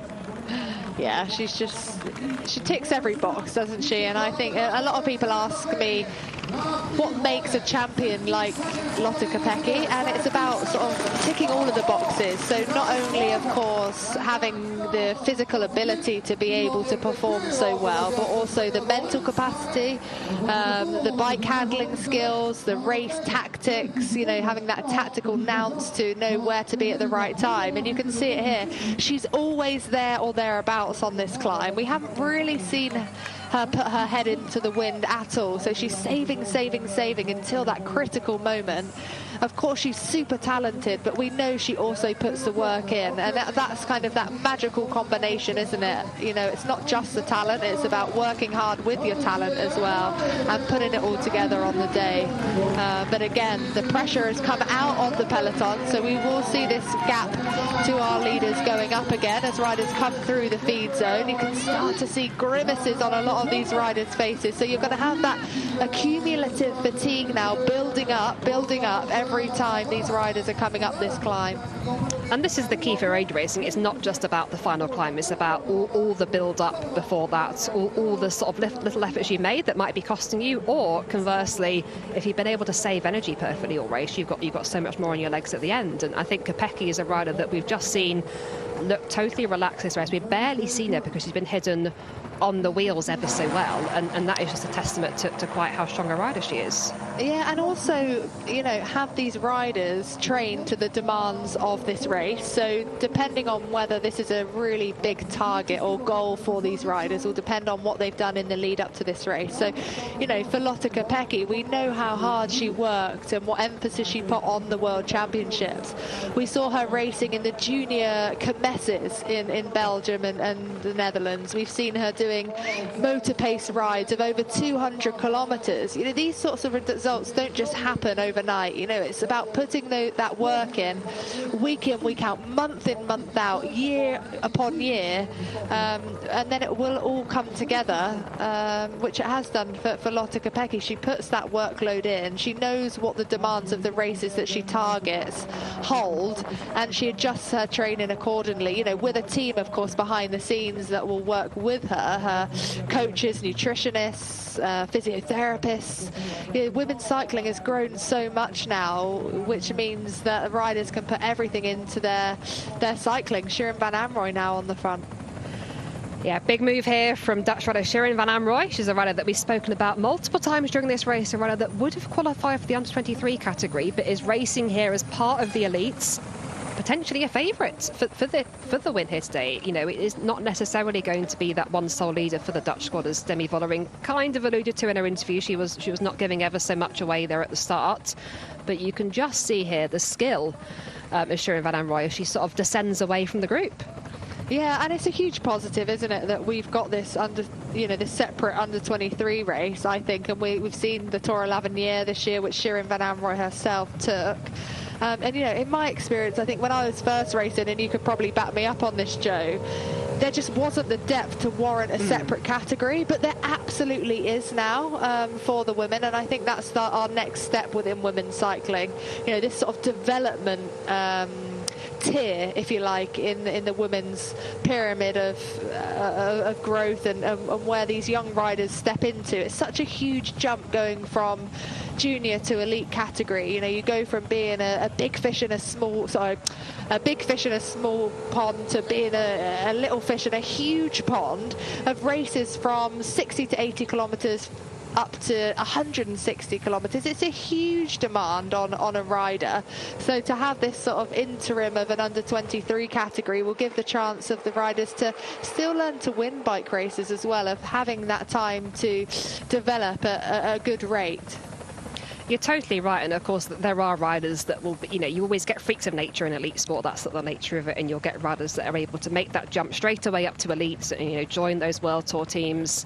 But I do think you're spot on having the under-23 category that we're seeing more of now. We had a Jersey award at the Worlds, but not having a separate race. We had a separate race yesterday for this European Championships. So key for so many of those runners that might not have made that jump to elites quite as quickly as some others, and so key to keep them within the sport.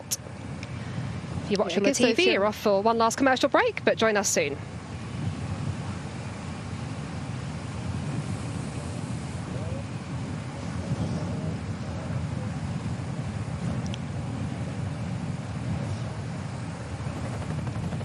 "32 seconds now for our breakaway. And it's the Dutch team on the front. We've spoken so much about this team in this race, but something I want to touch on, Danny, was the Belgian team. So, Lotte Kopecky, she's surrounded by SD Worx all season. She's had all those wins with, the strongest team in the world. Here she's with the Belgian team. There are 7 riders in total. There's a mix of riders. There's some talent in there, but I think it's fair to say it's not as strong as the Dutch team. So how does Kopecky play it in this situation? Yeah, absolutely. You're spot on there, Joe. It's definitely not as strong. I think that's, it's very fair to say. Although, we've got some strong riders within the roster for Belgium, Valerie de May being one of those riders. But for Lotte Kopecky, I think she is one of those riders that can position herself so well within the peloton that actually she doesn't need the help as much as maybe some other riders might rely on teammates. Lotte Kopecky is one of those riders that can surf off the other teams. She might get a little bit of cohesion perhaps from some of the riders from the SD Worx squad. Sometimes we do see that in championship races. I mean, she did it at the World Championships, didn't she? Of course, she was riding for Belgium there, where she took the victory. Although they did a fantastic job, I have to say, the Belgian squad in the World Championships for Kopecky in the earlier part of the race.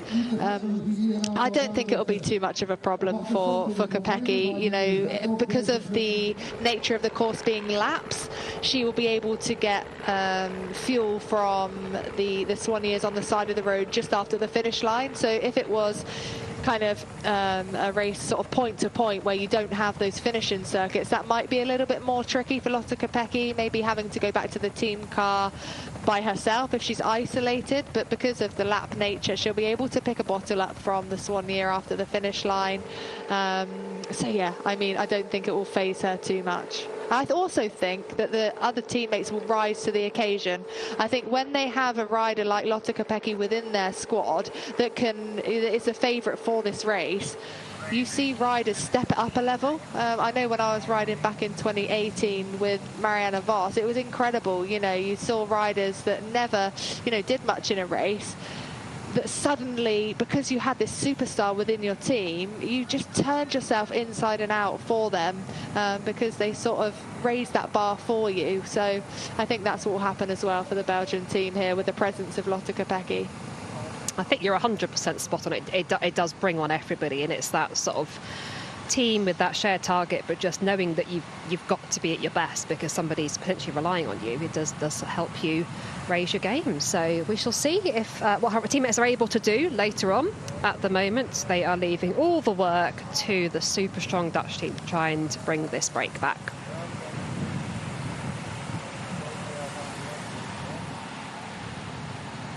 Welcome back. 36.1 kilometres to go of this elite women's road race at the European Championships. We've got a breakaway of 3 riders with a 34-second gap over the peloton, headed by a super strong Dutch team who have committed almost all their riders to this chase. They just have Lorena Wiebes, who has been towards the back of this string from the Netherlands, but we've seen multiple riders take turns on the front, and they're not really making much of an inroad here, are they, Danny? It's floated around that 30-second mark. I mean, it came right down when we went on to the Vanberg with that sort of rush to get into the climb, but now it's gone back out plus 30 seconds. Yeah, and I predicted this, over the top of the climb, the peloton have kind of taken that lull, they've refueled, they've come together again, because ultimately, the Dutch squad were fighting into the base of the Vanberg, but then naturally will split up over the top of the climb. So it takes a little bit of time to kind of regroup and get that chase back into that, cohesive manner that we saw the Dutch riders riding in previously. But for these three riders now, they can just focus on, trying to sustain this speed, and if you look back at Amstel Gold Race, which is again a race that we can compare to the finish to, Soraya Paladin was 5th there. Demi Vollering took that solo ahead of Kopecky, Shirin Van Anrooij, Kasia Niewiadoma, and then Soraya Paladin. So this finish really suits the Italian rider. Just seeing on the screen there are 8 names that are forming our Dutch team today. Anyone could be a winner in their own right. As Danny has said, they've all won bike races this year, and at the moment they are slightly on the back foot and they're forced to do some of the work. Just seeing Demi Vollering there having a little conversation with Rihanna Marcus just a little bit further back from the front. Lorena Wiebes, they're clearly the protected rider at the back of this string. Fletcher Mackay on the front at the moment, rides a Movistar normally. We did see her have a mechanical early on, but she's been able to get herself back to the front of this bunch and doing work for the Dutch squad. Here are our 3 leaders, 32 seconds over the peloton. Serbia, Switzerland and Italy represented here. Italy being by far one of the biggest teams in this race. But we're about to hear from Elise Chabet coming up now. It's going to be an interview in French, but we shall translate it for you. Coming up now. Et déjà, dites-nous comment ça va, fin de saison. Est-ce qu'il y a encore assez So it's the end of the season. Do you still have cette energy for today's race? Oui, bah ouais, 3 heures, plus de 3h30 de boulot. So 3.5 hours of work to do before the end. It's going to be okay. Do you like the course? Ouais, je pense que c'est assez cool, assez intéressant le circuit. It's interesting, this extra little climb. Un peu remonté, It can be fun. I hope it will be a hard race and not to finish with a sprint. C'est un peu difficile. Pas que ça arrive vraiment au sprint. Il y a vraiment assez de difficultés pour rendre la course difficile, vous pensez? Difficile de me rendre. Enough difficulties to make this race complicated. Not easy to say, but maybe previous races were not difficult enough. Maybe this year it will be more interesting.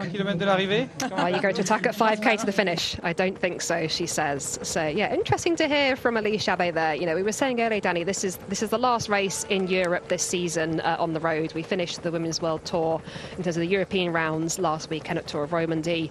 There are many riders that were selected for this race that have already started that sort of off-season and enjoying some time off the bike and some relaxing. But yeah, what might be the motivation levels be like here now? I think they'll be pretty high. I mean, it's a championship event. If it wasn't a World Tour race or a championship event, then you might have different, levels of motivation within the peloton. But like we spoke about at the beginning of the race, when you put on your national jersey, even if you're not motivated in the lead up to this race, it gives you that motivation to do your absolute best. And because we have the end of the season looming, it's so close on the horizon, that will give the riders that extra boost that they might need, after what has been a long season, and it's been a very mixed season for a lot of the riders. Some riders will be really happy with their season, other riders will be, hugely disappointed. But with the end of the season coming, in my experience, whether it's been a good season or not, you're motivated for the break, but you're also motivated to improve. If you've not had a great season, then it's about looking at what went wrong potentially, what you can improve, what you're going to work on in the off season. And if you've had a good season, you can't sit back on your laurels, you can't become complacent, because we've got so many riders knocking on the door here. The growth in women's cycling, the level is going up and up every single year, and you just can't sit back. So it's a really exciting time, but I think the whole of this peloton will be motivated out here today. It's an honour to wear your national champs jersey, whether you're a leader or whether you're a domestique within the race. So like Elise Chabet said there, 3.5 hours of racing, and then for a lot of these riders it will be the end of their season. They'll generally will go away, go on holiday, maybe just spend time with family and friends, maybe go out and have a few little parties, which they can't do for the whole of the season. As an athlete, you do sacrifice a lot of your social life, as we both know. So it's nice for them to be able to kind of let their hair down. I remember actually listening to a really nice post-race interview from Shirin Van Anrooij after the World Cyclocross Championships, who said she went out partying until about 3 a.m. in the morning, which she said she'd never ever done before. It's one night and one night only. But yeah, it's really great to hear that the riders enjoy themselves and use the off-season as their opportunity to do that. Yeah, I don't blame her. There's not many 21-year-olds out in the world that will say they get very little opportunity to party. So fair play to Shirin van Anrooij celebrating that World Championship win in the cyclocross. So fair play to her. Part of a very strong Dutch team here today at the European Championships. Back to our breakaway now at the Elite Women's European Championship road race, and we're down to 11 seconds, Danny. This has really tumbled down from 30 plus seconds earlier on, and it's yo-yoed a lot, and you can see now in this shot the peloton are right there. Yeah, it's because we're leading into the Vanberg again, aren't we? So we've got all of the teams now coming to the fore to try and stay towards the front, to make sure their leaders are well positioned into the base of this climb. So it's not just the Dutch team on the front now.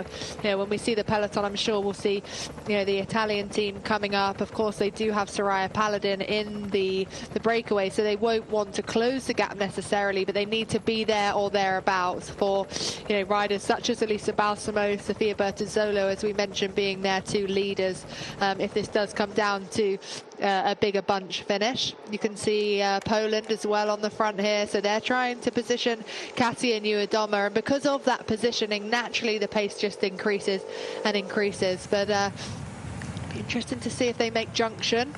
Well, this time up the Vanberg, it looks like they will do. A few riders just yo-yoing off the back here, one of the Spanish riders.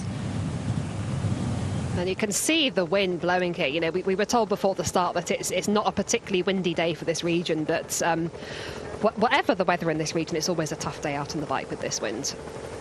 It really is, and the Dutch are just so good, aren't they, at navigating the Rin, having grown up, you know, racing kermesses throughout the week on big exposed roads like this.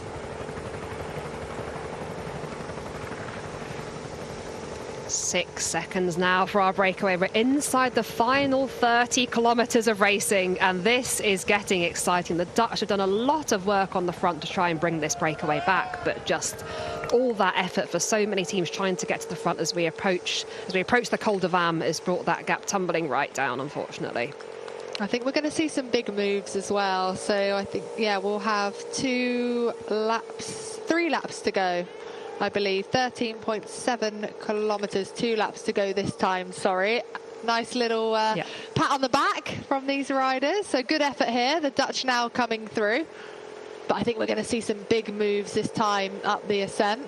Eleanor Barker there for the British team in that Uno X helmet. Looking after Pfeiffer Georgie. Just saw Pfeiffer Georgie signalling to Eleanor Barker to move to the right-hand side of the road. Pfeiffer Georgie's almost had, you know, it's been so natural for Pfeiffer Georgie. I remember speaking to Lizzie Deignan years ago when she was selected for the World Championships as to how impressed she was by Pfeiffer Georgie's racecraft, to be able to read the race and be in the right position. So good to see there, just telling Eleanor Barker where to go. Eleanor, of course, riding on the track as her sole focus, but now is turning her attention to the road as well. Had some really strong results. And I know Eleanor Barker, she loves racing on the road. She loves being part of that Uno X setup as well.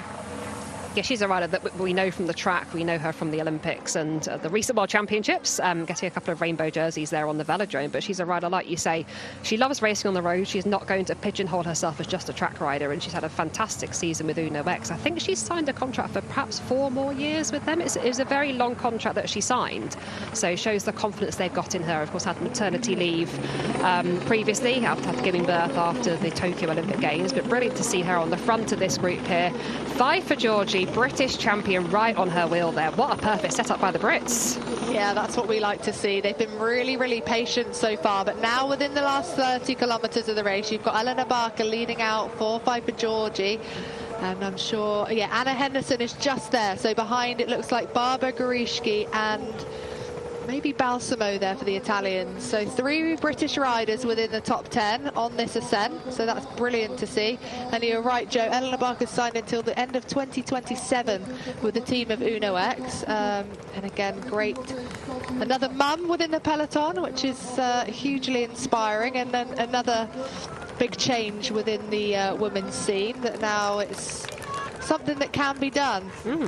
Yeah, and another team that's supporting that as well. I mean, Joss Loudon's another rider that I'm thinking of, currently on maternity leave from the Uno X team. So it's good to see more and more teams, more and more of these pro teams supporting the maternity leave for riders, which, I mean, a few years ago it was unheard of, but now there's multiple riders that are able to juggle elite sport and motherhood, which is always, I think, inspiring for everybody to see. Yeah, Ellen van Dijk, of course, as well, one of those who is imminently about to give birth, and I'm sure would be part of the Dutch team. Lois Adegast there, just being distanced. So the Dutch have had to do an awful lot of work so far, but it's Rianne Marcus here leading Lorena Wiebes out on the front on this cobbled section. So this is the first of 2 ascents within this final kilometre of this finishing circuit. Soraya Paladin looked like she was just being distanced there, so she was one of the riders in that breakaway. Kasia Nieuwendomme still looking composed here in the red shorts for Poland. Lois Adegast, I think, just done her job for the day. She's had a fantastic season. She's been climbing well. But I think job done here for the Dutch squad. Leaving it to her teammates now on the front. Pfeiffer Georgi in third wheel here, positioning herself very well here behind the 2 Dutch riders. And I remember being told at the end of a bike race before, Katia Nieuwendomme now putting in a big move here. Sylvia Persico on her wheel.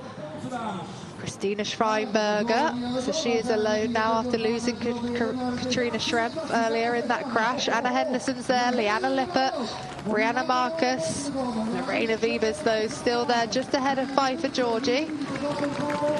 Now that's the first time we've seen a big move there from Kasia Nieuwendomme in this race. She's a rider that always races very aggressively, but she has been very patient today. We saw her just putting in a move there, just backing off the pedals now, just following some of the wheels over the top. She's done a lot of damage behind, but didn't quite have the jump there to break away from this group. Just seeing Marlon Royce there. It's a little acknowledgement to the camera. She goes over the line there.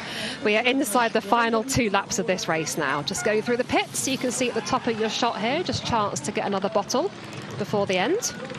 2 laps of 13.7 kilometres, and then our new European champion will be decided. You can see how relentless this race has been. It's been hugely attritional here. That looks like Soraya Paladin with Ilaria Sanguinetti, the 2 Italian riders just being distanced. But for Kasia Nieuwendomme, she has to make this harder and harder. You know, there's only 2 more ascents now before the finish line. You can see Rianne Marcus just signalling there on the right-hand side to her Swania. She wants a bottle. Lorena Wiebes is there. Really whittled down now, this group, Joe. It certainly has. So you can see a lot of riders trying to get back on. We do climb again, having gone through the finish. And you've just got on the screen there the lap times. We've done 3 laps of this circuit so far. Second lap being the quickest. Third lap still quicker than the first lap. So you can see just that, you know, the effort of racing into the bottom of these climbs, trying to get yourself to the front, and of course chasing that breakaway has kept the pace very high. We're inside the final 2 laps now. Just look at the composition of this group. Eleanor Barker on the front for Great Britain. Shirin van Anrooy there, number 6 for the Netherlands in that red helmet and red bike. Followed closely by Rianne Marcus there, who's in the yellow helmet of Jumbo-Visma. We've got Sylvia Persico there of Italy. We've got Suzanne Anderson there of Norway, just ahead of her. There's Pfeiffer Georgi, British champion, just alongside Liana Lippert, just gone out of your shot there. Anna Henderson there as well. And now there is Lorena Wiebes just behind Lotte Kopecky there, our world champion. There's Demi Vollering as well, and Misha Bredeveld, teammates for SD Worx, just going through your shot there. Every time we've come up this climb, Lorena Wiebes has been on the wheel of Lotte Kopecky, so clearly shadowing Kopecky as the favourite in this race. But I've got to mention Suzanne Anderson there. She was looking super composed, just taking a gel. So this is a really good time to take fuel on board over the top of the climb. Because we know on a finishing circuit, it's always hard to take on the fuel. It's been relentless from start to finish. But we know how important that will be come the finish. And it will be the rider that can deal the best with this cumulative fatigue. So it's not about who can climb the best up this climb head to head, but who can deal with 6 times up this climb, who's been able to save as much energy. Italy doing a fantastic job so far, having riders in the break, just looking over their shoulder constantly. Who's there? Barbara Gorishki is there. Sylvia Persico is there as well. Rianne Marcus on the attack again. Yeah, another big move here from the Dutch rider who has put in so many attacks so far this race, and she's been part of the team that's been chasing. So the Dutch team clearly with the tactic here, trying to force a break, trying to force this race to pieces. They don't want a group of this size coming to the finish, do they, Danny? It's too many people. Yeah, and it just makes it more hectic, harder to control coming into such narrow roads. So it's exactly that. They want to get, riders up the road, whittle the group down as well, probably more importantly, because they want Lorena Wiebes to still be here. But I think we're going to see a lot of people making moves on the penultimate lap. They're not going to want to leave it to the last lap, especially the likes of Cassia Niewiadoma. Juliette Lebu was still there as well for the French squad, a rider that we've not mentioned yet today.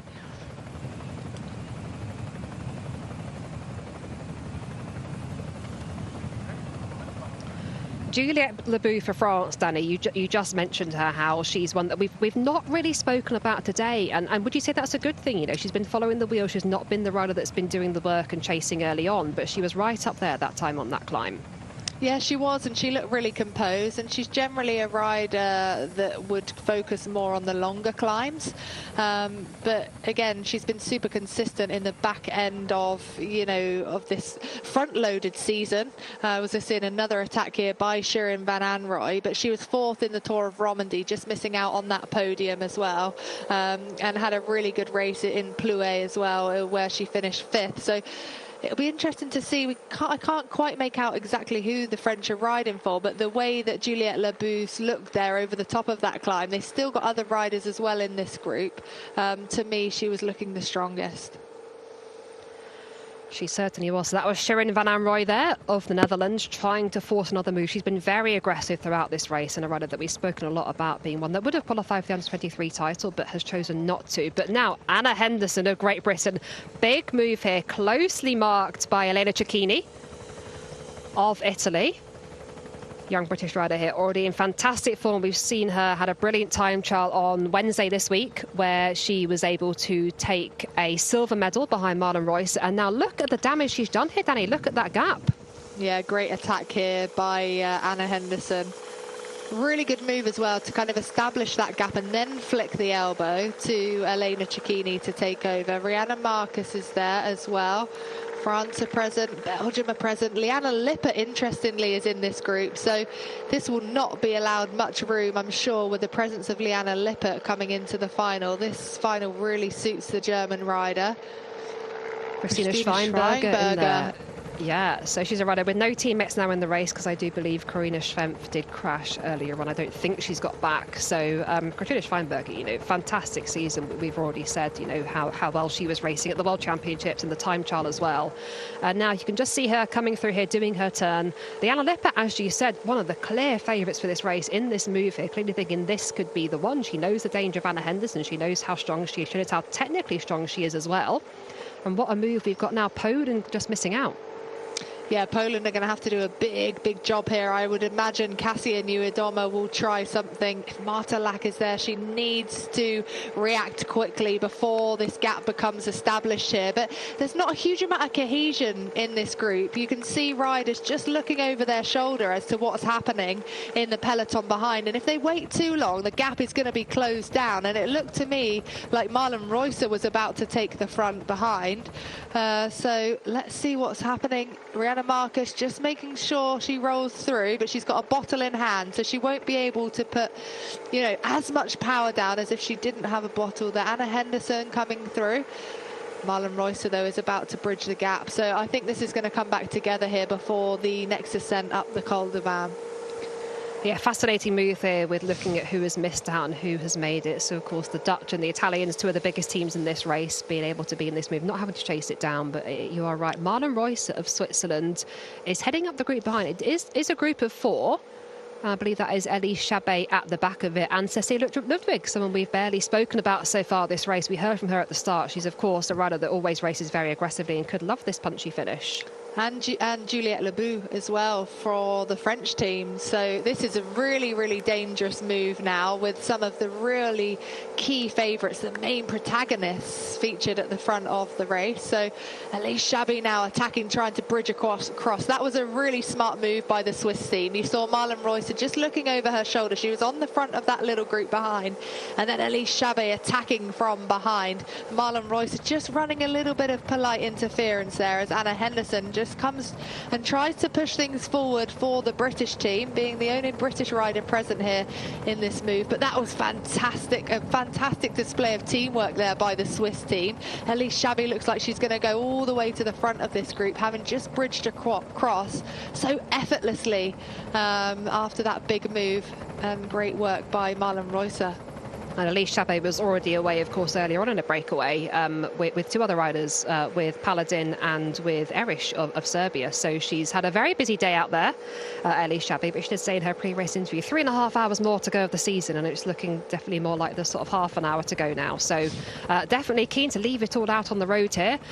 We were talking earlier, Danny, about number of riders in a break and what is sort of the key number to work together, and it's looking like there's just too many riders in this group now to really work well, isn't there?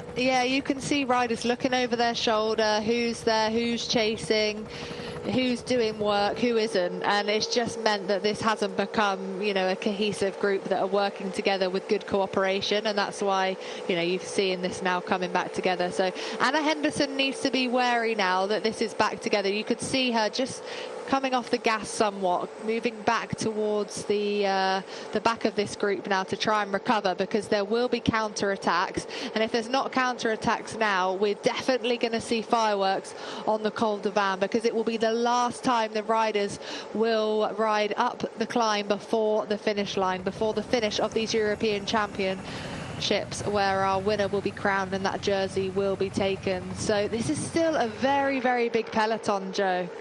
Yeah, I think this is Misha Bredevold here from the Netherlands making another move. We've already seen her very active in this race, as have all her teammates been. There is confirmation of your screen there. Chased hard here by Italy and Belgium. Dutch really keen to split this to bits. You know, we said they've got Lorena Wiebes, who we think can win in a sprint, but it's such a technical, narrow finish. It's got those cobbles. They don't want to risk a big group coming in there, do they, Danny? Yeah, but it's clear that, you know, none of the nations really want to work with the Dutch team. Yes, Elena Cecchini is rolling through, but it took her a little bit of time to, you know, work out if she wanted to work with Misha Bredevold. I must say, the Belgian team have been fantastic. We said earlier about how Lotte Kopecky would do, you know, not having such a strong team, but they've been so present towards the front. I think we have to give them a lot of credit here. I think we certainly do. So Lotte Kopecky in those rainbow sharks, we've barely seen her all day. She's been hiding brilliantly in this peloton, just following the wheels as and when she's needed. Claire Steele's on the front there for Great Britain on the right. But it is Spain on the left of your shot, trying to make a move here, trying to force a little bit of a gap over everyone else, closely followed by Demi Vollering, Zanardi there, Marlen Reusser, all the big names right to the fore again. And I think Eleanor Barker for Great Britain just towards the back of that group. Yeah, it looks like Sarah Martin, the Movistar rider, the Spanish rider there, attacking for me. But yeah, like you said, good to see Eleanor Barker there for the British team now. Marlen Reusser coming to the front. Demi Vollering has sensed the danger. Teammate, of course, SD Works teammate, so she knows the strength of Marlen Reusser. Very, very good friends on and off the bike. Spend a lot of time together at altitude, training together, making each other hurt out there on the road. Who else is there? Liana Lippert is there. And it looks like Christina Schweinberger. What a season Christina Schweinberger is having. Absolutely phenomenal. And it is Eleanor Barker. You could just see that yellow helmet bridging that gap for the British team. So the British riders having a really good, solid race today. Lotte Kopecky, though. World champion Lotte Kopecky on the wheel of two Italians. Isolated here, perhaps just coming back towards the head of the races. So she noticed that was a dangerous move. It had Demi Vollering and Marlen Reusser in that group, two of her teammates from SD Works that have won so many bike races this year. She's spotted the threat there, jumped on the Italians and gone straight across. Yeah, and I think she sensed that she knows that there's going to be big moves made over the top of the Col de Vannes this time, and we know that that comes with around 15 kilometres to go. So it's only about 3 kilometres now to the base of the Col de Vannes, and then they will get the bell. 1 lap to go. Marianne Marcus looked like she was lining it up for yet another attack there, but she was just caught, had to brake. There looks like another counter on the left-hand side. Is this a British rider? Anna Henderson again. It certainly is. So Anna Henderson makes another big move here. She's been very aggressive on this lap of racing. Clearly got good legs here at these championships, just forcing a few riders away. But once again, it is the Dutch trying to close the gap here. And you can just see here with the hand signal, she's really keen for people to come through, but nobody wants to do the work. Nobody wants to come through and work with her. She's trying to get people to come through. Yeah, she's frustrated, isn't she? Really frustrated that her moves are just being closed down. No one wants to work with her. Demi Vollering again, so absolutely relentless now by the Dutch team. So I think that's why, you know, they're not getting that cohesion, because they know that the next attack from the Dutch is going to come thick and fast. So flicks her elbow, but no one working with Demi Vollering either. Interesting there is her trade teammate, Marlon Reusser, and close friend, like you say, they both live in Switzerland. That was right on her wheel there, but not keen to come through and really give her a turn despite the flick of the elbow. So all sorts of politics going on here, rivalries between nations despite the fact that you're teammates for your pro team. And we are still all together at the moment, 17 kilometres to go this European Championships. And it's a move by Fletcher Mackay of the Dutch team. Fletcher Mackay on the front here for the Netherlands, closely marked here by Italy and France, Poland and Germany right there. A little bit of a lull in pace behind from the bunch, though. This is the first time we've seen something like this, Danny. There is just that sort of lull, and there is daylight here between this group and the peloton. There is indeed, and we've got all the major nations here present. So we've got Fletcher Mackay for the Dutch team. We've got the Germans, the Italians here with Elena Cecchini. Is that Marta Lack from Poland as we come into the base of the climb? So 16.6 kilometres to go. Wow, looking round and seeing a big gap has been established here. But it's the Belgians that are closing the gap.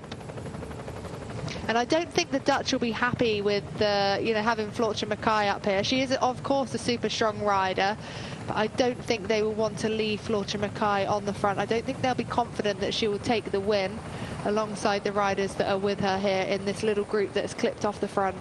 And this communication during the race, because we've spoken about not having the race radios, we've spoken about making those calls out in the bike race and what you can do. And I can just think I saw Marlon Reusser come up the outside there. I think that was the Swiss jersey which I saw making a move there. Our new, for the third time running, our European time trial, individual time trial champion, just trying to get to the front here, trying to close this gap. The Swiss have raced this very aggressively, and she's keen to close this gap to this little group here.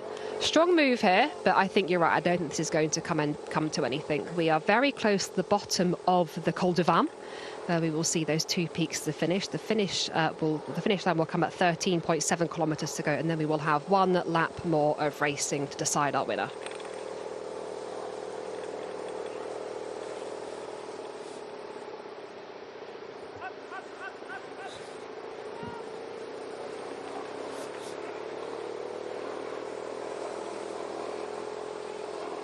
Five riders making up this small breakaway.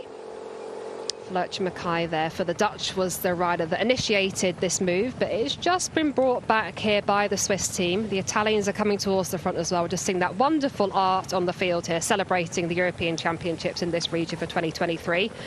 And this is the corner as we come in towards the climb of this circuit.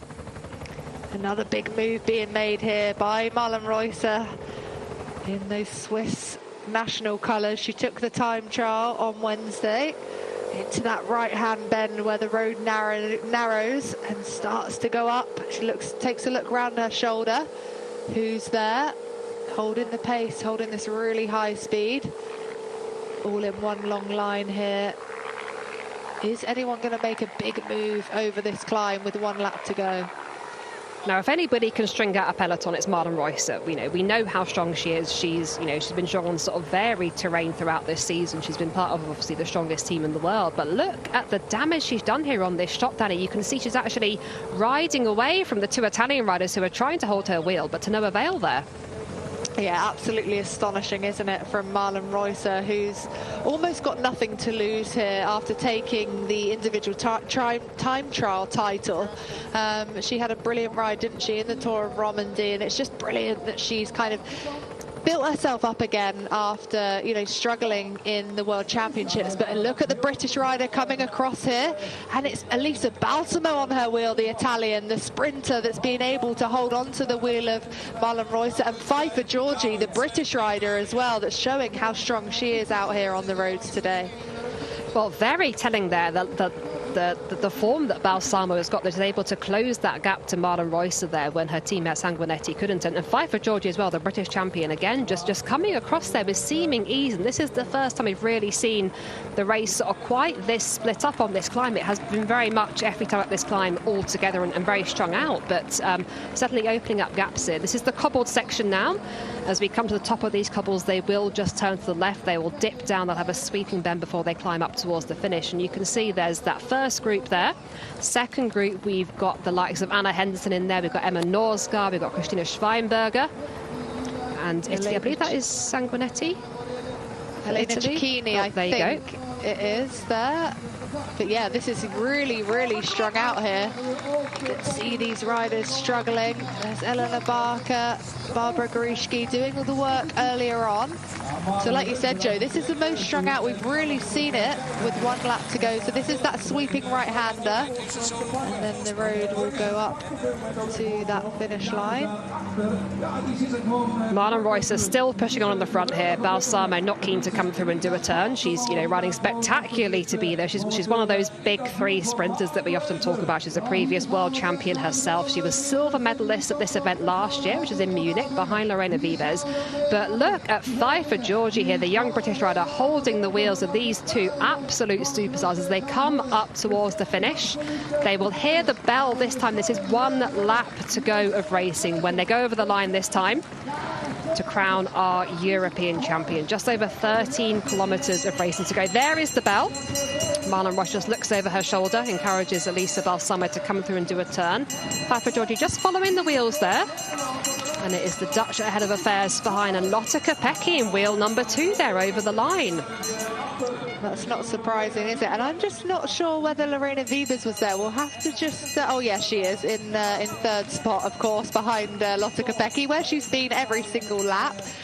But if I was Elisa Balsamo, I don't think I'd be working here, the Italian, that we generally see go head-to-head with the likes of Lorena Vives, of course, but she needs to save, because I do think this will be coming down to a very, very small, reduced bunch.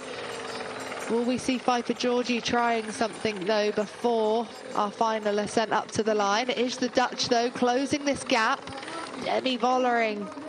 It's really good, actually, to see Demi Vollering working as a domestique. Throughout the whole of the season, we see her being the favourite, don't we? Her being the leader. But now the roles have reversed, and she's doing a fantastic job here. Yeah, spot on, Danny. We don't normally see her doing work like this. Of course, she's more than capable, but she's, normally the protected rider for her team, SD Works. And you can see her here just with that helmet on, which has got the national champion stripes on. Here racing in the Dutch national kit, and she's just stringing out this group very nicely here. Liana Lippert right on her wheel there of Germany.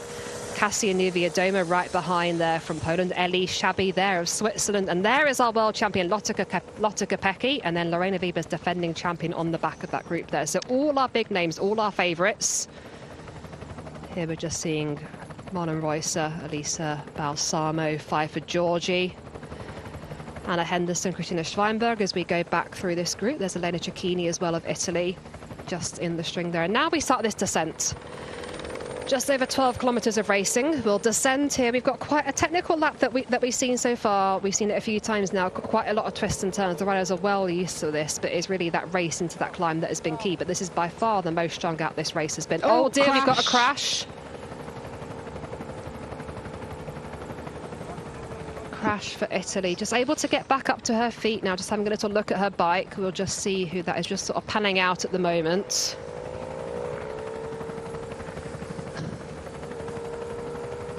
It looks like Balsamo to me there, Joe. We'll just confirm that. We'll just see this replay here. I think you're right. I think it is Balsamo that, yeah, just takes that corner a little too hot. Marlon Royce does well to be able to get round to her and not crash as well. But heartbreak there for the Italian, who was climbing ever so well that lap, wasn't she? That is such a shame for Elisa Balsamo, who's had, you know, such a up and down season, hasn't she, after that horrendous crash in Ride London where she had a double jaw fracture and a scaphoid fracture, to come back so strongly in the last couple of races. We've seen her come back to the form we've seen her in previously in Simac Ladies Tour, where she took, you know, stage 1, and she took second place in stage 5 as well. Of course, the Tour of Scandinavia, where she podiumed twice on 2 of those stages, and she was looking so strong there. So a big blow for Balsamo and the whole of the Italian squad, who will now have to turn their attention potentially to Elena Cecchini, who's in this group, or potentially Persico. Yes, we do still have 2 Italian riders here. So Persico there is just in that coloured helmet on the wheel of Liana Lippert of Germany. A little bit further back, that I believe is Elena Cecchini.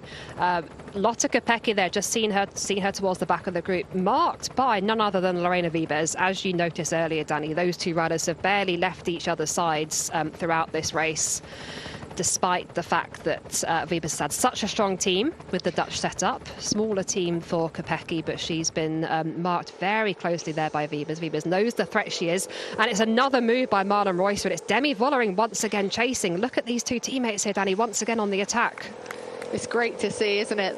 Becoming rivals where they've been teammates all season. They'll know each other's strengths and weaknesses. And that's why Demi Vollering is straight on to the move of Marlon Royce, who's been relentless in her attacks in this final, on this finishing circuit. Juliette Labousse now going on the attack. Viper Georgie, though, straight on it, as is Cassia Nieuwendomme. It's going to come thick and fast now, one after the other. Lorena Wiebes is just going to sit back and try and save as much energy as she can. Cecilie Uttrup-Ludwig is still there, though. This is hotting up to be a fantastic final. This is all the big names here. We're seeing Viper Georgie on the front there for Great Britain, number 31. Just having a look over her shoulder, see where all her rivals are. Cassia Nieuwendomme right up there, and we're just seeing the Dutch come through again. And it's attacked by Misha Bredevold, SD Works rider in the season. And she's gone clear. Huge move here. One of many options for the Dutch squad, and no response behind. We're approaching 10k to go, and look, everyone's looking at each other. It's up to the other teams to chase, but who's got the numbers? We've got 2 Italians in there, we've got 2 Brits in there, but is the Netherlands with the strength in numbers in this group? Big opportunity here for Misha Bredevold, who won in Plouay only a few weeks ago, so not one of the big favourites for this race. But again, every single rider in the Dutch team has won a race this season, and with strength in numbers, it really does make them the team to beat here.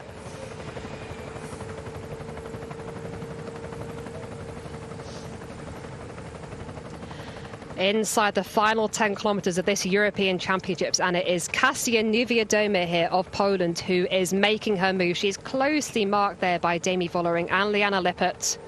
Anna Henderson as well is close behind, but it is Misha Bredevold of the Netherlands who is away on her own. She's a rider that we often think of as maybe more of a sprint type rider, but we know she is punchy, and the Dutch team have raced so aggressively this race. And just looking back here now down the field, you can see the damage that's been done behind.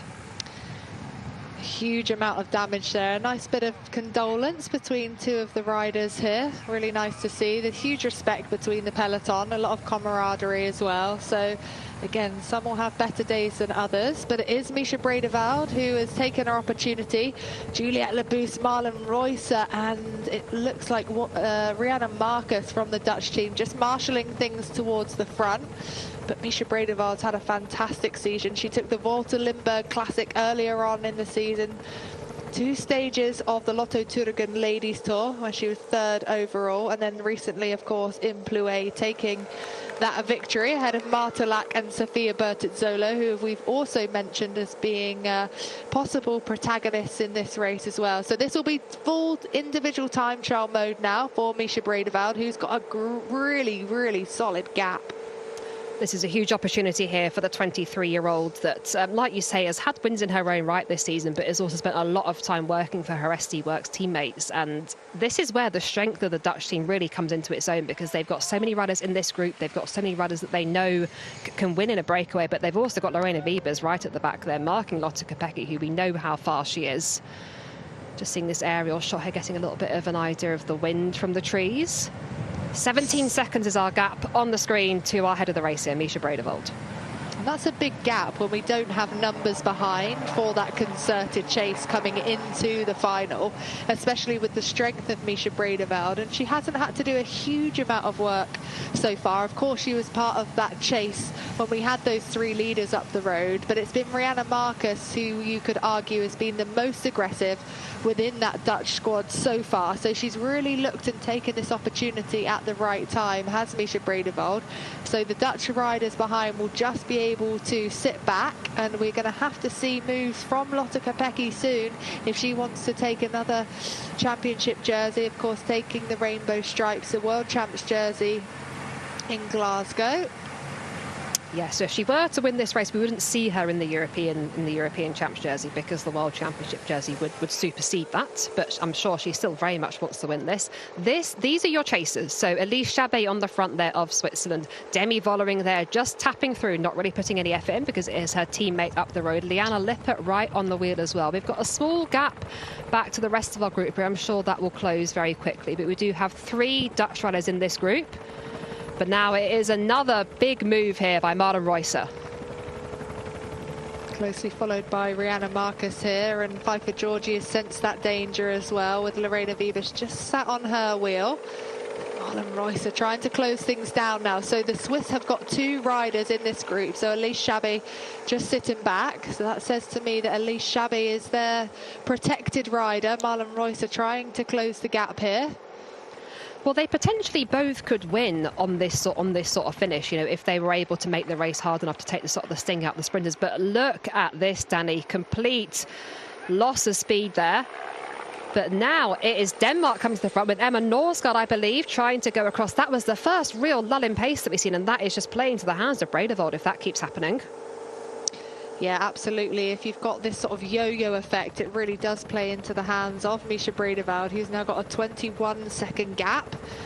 But Cecily, Emma Norsgaard, this is a brilliant move from Emma Norsgaard, who we talked about earlier today, didn't we? Is reinventing herself. She didn't want to be pigeonholed as a sprinter. She was looking at ways to win more bike races. A really strong pairing in this front group with Emma Norsgaard and Cecily Uttrup Ludwig, who could just sit back with this move of Emma Norsgaard. Of course, a really strong time trial rider, winning a stage of the Tour de France Femmes avec Zwift as well. Yeah, she's had a super impressive season, and she's strong sort of over multiple terrains, and she's definitely a rider a lot would have highlighted beforehand. She does have Cecile Uttrup Ludwig in the group behind, so there is teammate support there. But it's Demi Vollering of the Netherlands who is being forced to chase this move. You know, as we said, we don't normally see her on the front doing the chase work. 6.3 kilometres to go for Misha Bredeveld at the head of the race at the moment. She will just get a little bit of a word of support here from this motorbike. Hopefully we'll see a blackboard up soon and get that confirmation of the time check. Of course, as we've said, no race radios in this race, so very much reliant on communication out on the course today. But this is our final lap of racing. We are halfway through. The finish will be on Col de Vam in 6 kilometres time.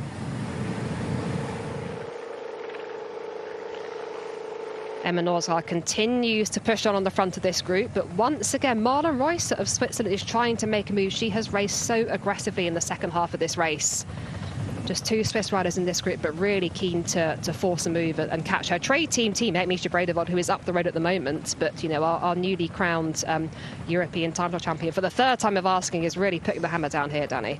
Yeah, she's really trying to snap that elastic, isn't she? And she's also, of course, trying to close that gap down. You can see this chasing group behind. as well. So they're not far away from the front group. You can see Shirin van Anrooy was there for the Dutch team. All the riders as well looking over their shoulders. Of course, the Dutch are going to sit back with Misha Bredeveld up ahead. Another lull in pace, and Misha Bredeveld has a little look. Oh no, Marlon Royce has a little look round. Misha Bredeveld is up the road. Liane Lippert, they're having a little conversation. Rianne Markus on the right of your shot there. And it's Elise Chabbey that makes another move here. The Swiss racing super aggressively. Elise Chabbey in particular. So many breakaway attempts in this race, and it is Rianne Markus who tries to follow her, Danny. Yeah, I think, you know, a rider like Elise Chabbey and Marlon Royce, Elise Chabbey particularly riding for the Canyon SRAM team, you know, they've really realised how dominant, okay, they're riding as the Dutch team now, but, you know, how dominant SC Works have been. And when you've got such a dominant team, you have to bring the race to them. That's how you win bike races. So it's brilliant to see how aggressive the Swiss duo of Marlon Royce and Elise Chabbey are riding here, just to try and get something out of this race. They don't want to bring Lorena Wiebes to the line. The best opportunity for them is to keep attacking here, as is Liane Lippert. She's now on the front, driving the pace. Kasia Nieuwendomer is there as well. 26 seconds the gap as we come under that 5 kilometres to go mark. Well, I think this is going to be a really tough ask now, Danny. Look, we keep having these yo-yos in pace. Look, everyone has sat up here. No one's keen. Emma Norsgaard of Denmark goes again, and once again marked very closely by Demi Vollering, forced to do the chasing here. But every lull in pace, that's just playing to the hands of Misha Bredeveld, isn't it? Yeah, it is, of course, because, you know, the impetus comes out of that chase. There's not really a chase behind. It's just that attack after attack after attack. And the gap is yo-yoing at around that 20-second mark. We are seeing some gaps here, though. Look, 3 riders seem to have clipped themselves off the front. Marlon Royce, looks like Demi Vollering and Emma Norsgaard. Emma Norsgaard, 3 times national time trial champion as well. Such a versatile rider. Demi Vollering, of course, is not going to come through here and work with Marlon Royce. So that will play into the hands of Emma Norsgaard. So you're going to have 2 riders now going through. If Emma Norsgaard makes it across to this group, the gap is coming down. This is going to come down to the wire. What a fascinating finish we have to these European Championships. We have one solo leader here, Misha Bredeveld, from the strongest team in the race, the team from the Netherlands. However, not the rider you would have highlighted as the race leader coming into today, but she leads here. She's got 3.5 kilometres of racing still to go, and she has 17 seconds over the chasers. The chasers, she does have, I think, 3 teammates in there for the Netherlands. She has Demi Vollering, who has been right up there chasing any moves that have been made by Marlon Royce. She's just lost a second there. 16 seconds is the gap, and this is going to come down to the wire. Emma Norsgaard here of Denmark has been super aggressive, really trying to force a move from this chase group behind. Currently, the pace just come off there by Marlon Royce. Yeah, that's really, really interesting, because it was almost like she let Emma Norsgaard go there, maybe trying to play Demi Vollering's bluff. So big opportunity here for Emma Norsgaard, but that was quite strange actually, because of course you know, the Swiss don't have a rider up here, Emma Norsgaard being in the Danish team, so good opportunity for Emma Norsgaard. It certainly is. So here she is on this wider shot, just getting an idea of the distances that we've got involved. We are inside the final 3 kilometres now. We are still seeing 16 seconds for our lone leader, Misha Bredeveld of the Netherlands. Chased here by Emma Norsgaard, who has been so aggressive throughout this race, really impressive. Then this is our chase group. We've got Italy in here, we've got Great Britain, we've got the Dutch, 3 riders from the Netherlands in this team.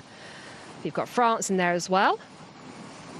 Here is Emma Norsgaard. Of course, she is married, so we do have her other surname on the screen there. This is all or nothing now for Emma Norsgaard, so she'll know that she's got Cecilia Ludwig behind. So she'll be giving it absolutely everything, as will this rider here, Misha Bredeveld, who is our leader in the race. So 2.2 kilometres to go, so only around 1 kilometre until we hit the first part of the climb. And she's going to have to absolutely empty the tank, give it everything she's got to try and stay away. But it is slowly coming down now, that gap. It is quite twisty roads, so that does play. There's the 2 kilometre to go mark, but on these twisty roads, it does play into the hands of a rider away because you can't see the rider that you're chasing. So potentially out of sight, out of mind. I don't think she'll be out of mind at this point in the race, but it does make it slightly harder for the chase when you can't see the person you're trying to catch. Left-hander here. And then very soon we will be approaching the climb. So you can see the barriers out on the side of the road now. The riders are well used to this circuit, having ridden up this climb 5 times already today. And this is our chase group. Yeah, so the groups come back together. So Demi Vollering and Marlon Reusser back in this group. You can see Elise Chabet and Marlon Reusser just hovering towards the back, talking to each other here. So maybe going to give it one last attempt of an attack. I'm sure the Swiss riders, everyone's lining themselves up now for this last big effort. So Rianne Marcus is leading out for the Dutch team. They've, of course, got Misha Bredeveld, this rider, getting rid of any bottles. She doesn't want to carry any excess weight up this climb now. 11 seconds. I think this is going to come down to the line here, Joe. This is so close. 1.3 kilometres to go. 11 seconds to Misha Bredeveld, who leads the race. Emma Norsgaard here of Denmark is in second position. She takes this right-hander onto the bottom of the Vanberg. We have this first ascent. We have cobbles over the top. We descend, and then we have the climb to the finish. This is your chase group. They are 11 seconds down, and we have 1 kilometre of this race to go. We do indeed. So all of the big protagonists, the hitters, are in this group now. Our world champion Lotte Kopecky, Cecilie Uttrup-Ludwig. The British have got 2 riders in Pfeiffer Georgie and Enna Henderson. Both of these riders are brilliant bike handlers, so we know that they will absolutely rail it down this small descent that we've got. So this climb split into 2. So Misha Bredeveld is on the first part of this climb now. She'll swing left under the Flamme Rouge. 1 kilometre to go. She's got that cobbled section to contend with. She'll then take that left-hand turn onto the descent, the sweeping right up to the line.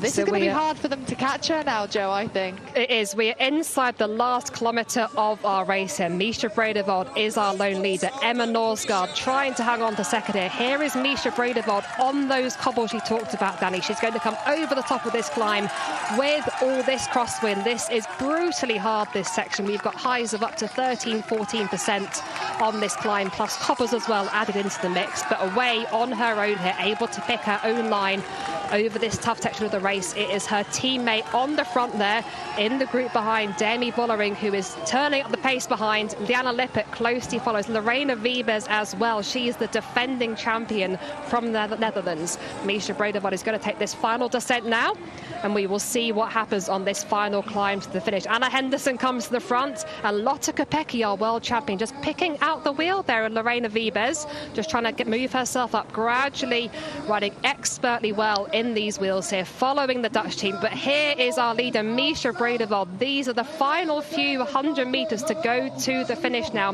This is it, a potential European title and European Championship jersey could go to 23-year-old Misha Bredeveld. Quick look over her shoulder there. She knows she's got strong teammates behind, but this is it. This is her chance for a solo individual win and a European jersey to go to her. Let's see where she is. It is Demi Vollering on the front here of the chase group. Lorena Wiebes on her wheel, but Lotte Kopecky makes her move now. Lotte Kopecky goes. Lorena Wiebes responds. What gap has Bredeveld got? She looks over her shoulder here. She's coming up towards the finish line. Lorena Wiebes kicks again. Lotte Kopecky tries to follow, but the title goes to Misha Bredeveld of the Netherlands. Tight on the line there. Silver for bronze for Lotte Kopecky, silver for Lorena Wiebes. 5 for Georgie, just coming over the line there in 4th. And celebration there for Demi Vollering. What brilliant teamwork there by the Dutch, Danny. Wow, that was absolutely incredible, wasn't it? And I was questioning the tactic of Demi Vollering slightly at one point, as she was absolutely drilling in it on the front, and I was thinking, I hope she doesn't bring back Misha Bredeveld and then open things up for, you know, Lotte Kopecky. But that was a perfect display of teamwork there. She knew Misha Bredeveld had that victory, and she set things up to take 1-2 on the line for the Dutch team. She cannot believe it. She can't, and that was such a spectacular bike race. And Misha Bredeveld here on the floor at the top of this climb. She has just taken the European title. She cannot believe it. And it was such a delicate game being played behind by her teammates. They wanted to make sure they didn't tow Lotte Kopecky to the line because they knew how strong she was, but they didn't want to catch their teammate who was away. Wow, that was spectacular. Mischa Bredevold, European champion. And what a season she's had, Danny. 23 years old and multiple wins at Turin and Rundfahrt, win at Plouay just a few weeks ago. And now the European title to add to that. Yeah, and she's had her first season with Team ST Works, hasn't she? Coming across from the Park Hotel Valkenburg team, who, you know, have done such a brilliant job in developing so many superstars, and Mischa Bredevold being one of them. We're going to see so much more from this rider. And she was one of the riders that we didn't really talk about at the start of today, but knowing that the Dutch team had, you know, strength in numbers, and they rode a brilliant race, didn't they? They were in control for a lot of the day, and when they weren't in control, they put the whole team on the front to chase back that move that we had. But we're just going to see a replay of that move from Mischa Bredevold, who just caught people napping there. She came through that group. Big attack. She's not even looking behind her either. You know, she's really committing for, you know, a few hundred meters before she looked back. And there was just no cohesion behind. Yeah, it was that sort of yo-yoing pace behind. It was, you know, attacks and efforts from various riders. The Swiss team and the Danish team were the two that really spring to mind. But every time the pace came up, it really played into the hands of Bredevold. But even at this point, it was not a certainty. I mean, she had about 10, 11 seconds as she came onto this climb. And you can see there her teammate Wiebes just coming over the line very close there with Lotte Kopecky. Wow. What a finish we had. Delighted that we got full coverage of that from flag to finish there, Danny. That was a spectacular race. Yeah, we love having line-to-line coverage, don't we? Because it really tells the whole story of the race. But like you said, I think Lotte Kopecky did everything she could. She, you know, she attacked early. She wanted to try and draw out Lorena Wiebes on that climb, but Lorena Wiebes just having the better of her on the line to take the silver medal. But Mischa Bredevold just cannot believe it. And I love seeing that there. delight. Yeah, I love seeing the delight in a rider's face when they take a win like this. And here's Lotte Kopecky, a world champion. I believe that is a bronze medal for her today, just close on the line there with Lorena Wiebes. 1, 2, 3 for SD Works. Certainly is. So thank you for joining us today on Eurosport. We've had a fantastic European Championships Elite Women's Road Race. If you're watching on the TV, you're off to the Tour of Luxembourg now, but we will still be live on digital platforms for the medal ceremonies. Thank you.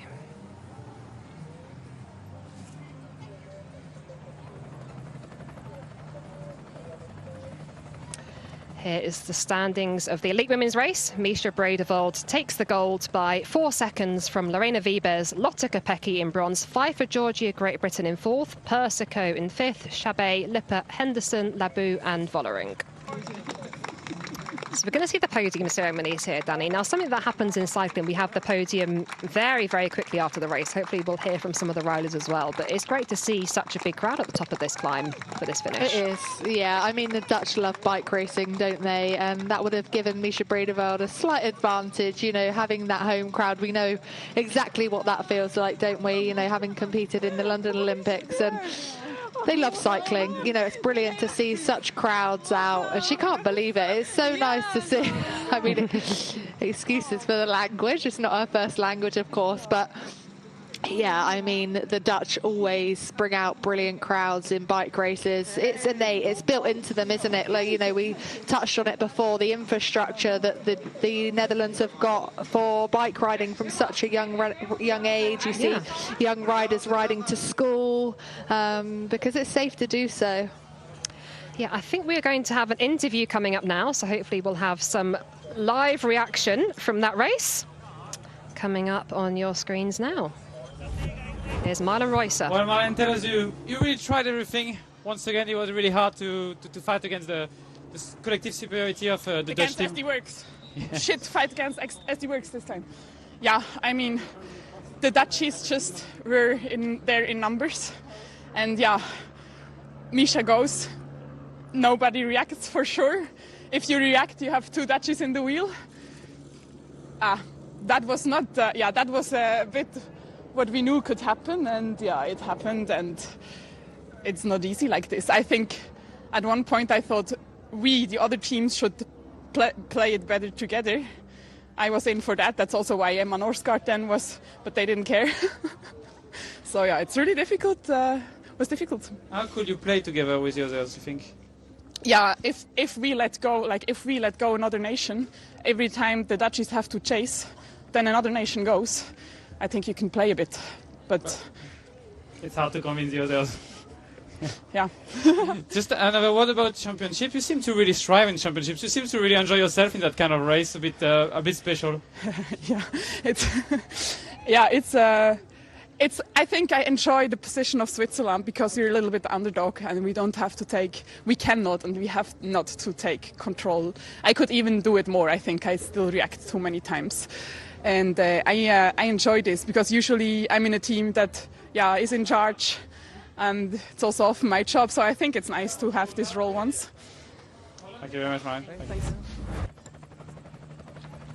Interesting to hear the thoughts there of Marlon Reisser. Like she said, she's normally part of the SD Works team, which is the strongest team in women's professional cycling. But now riding for the Swiss team here, less riders than the Dutch squad. And she spoke a little bit about the frustration there, Danny, but still a fascinating interview. And of course, very strong ride by her either way. Yeah, and I mean, she put herself out there, didn't she? And she said it herself. Maybe she tried too many times. It's true. But I think we're going to hear from champion. Mischa now.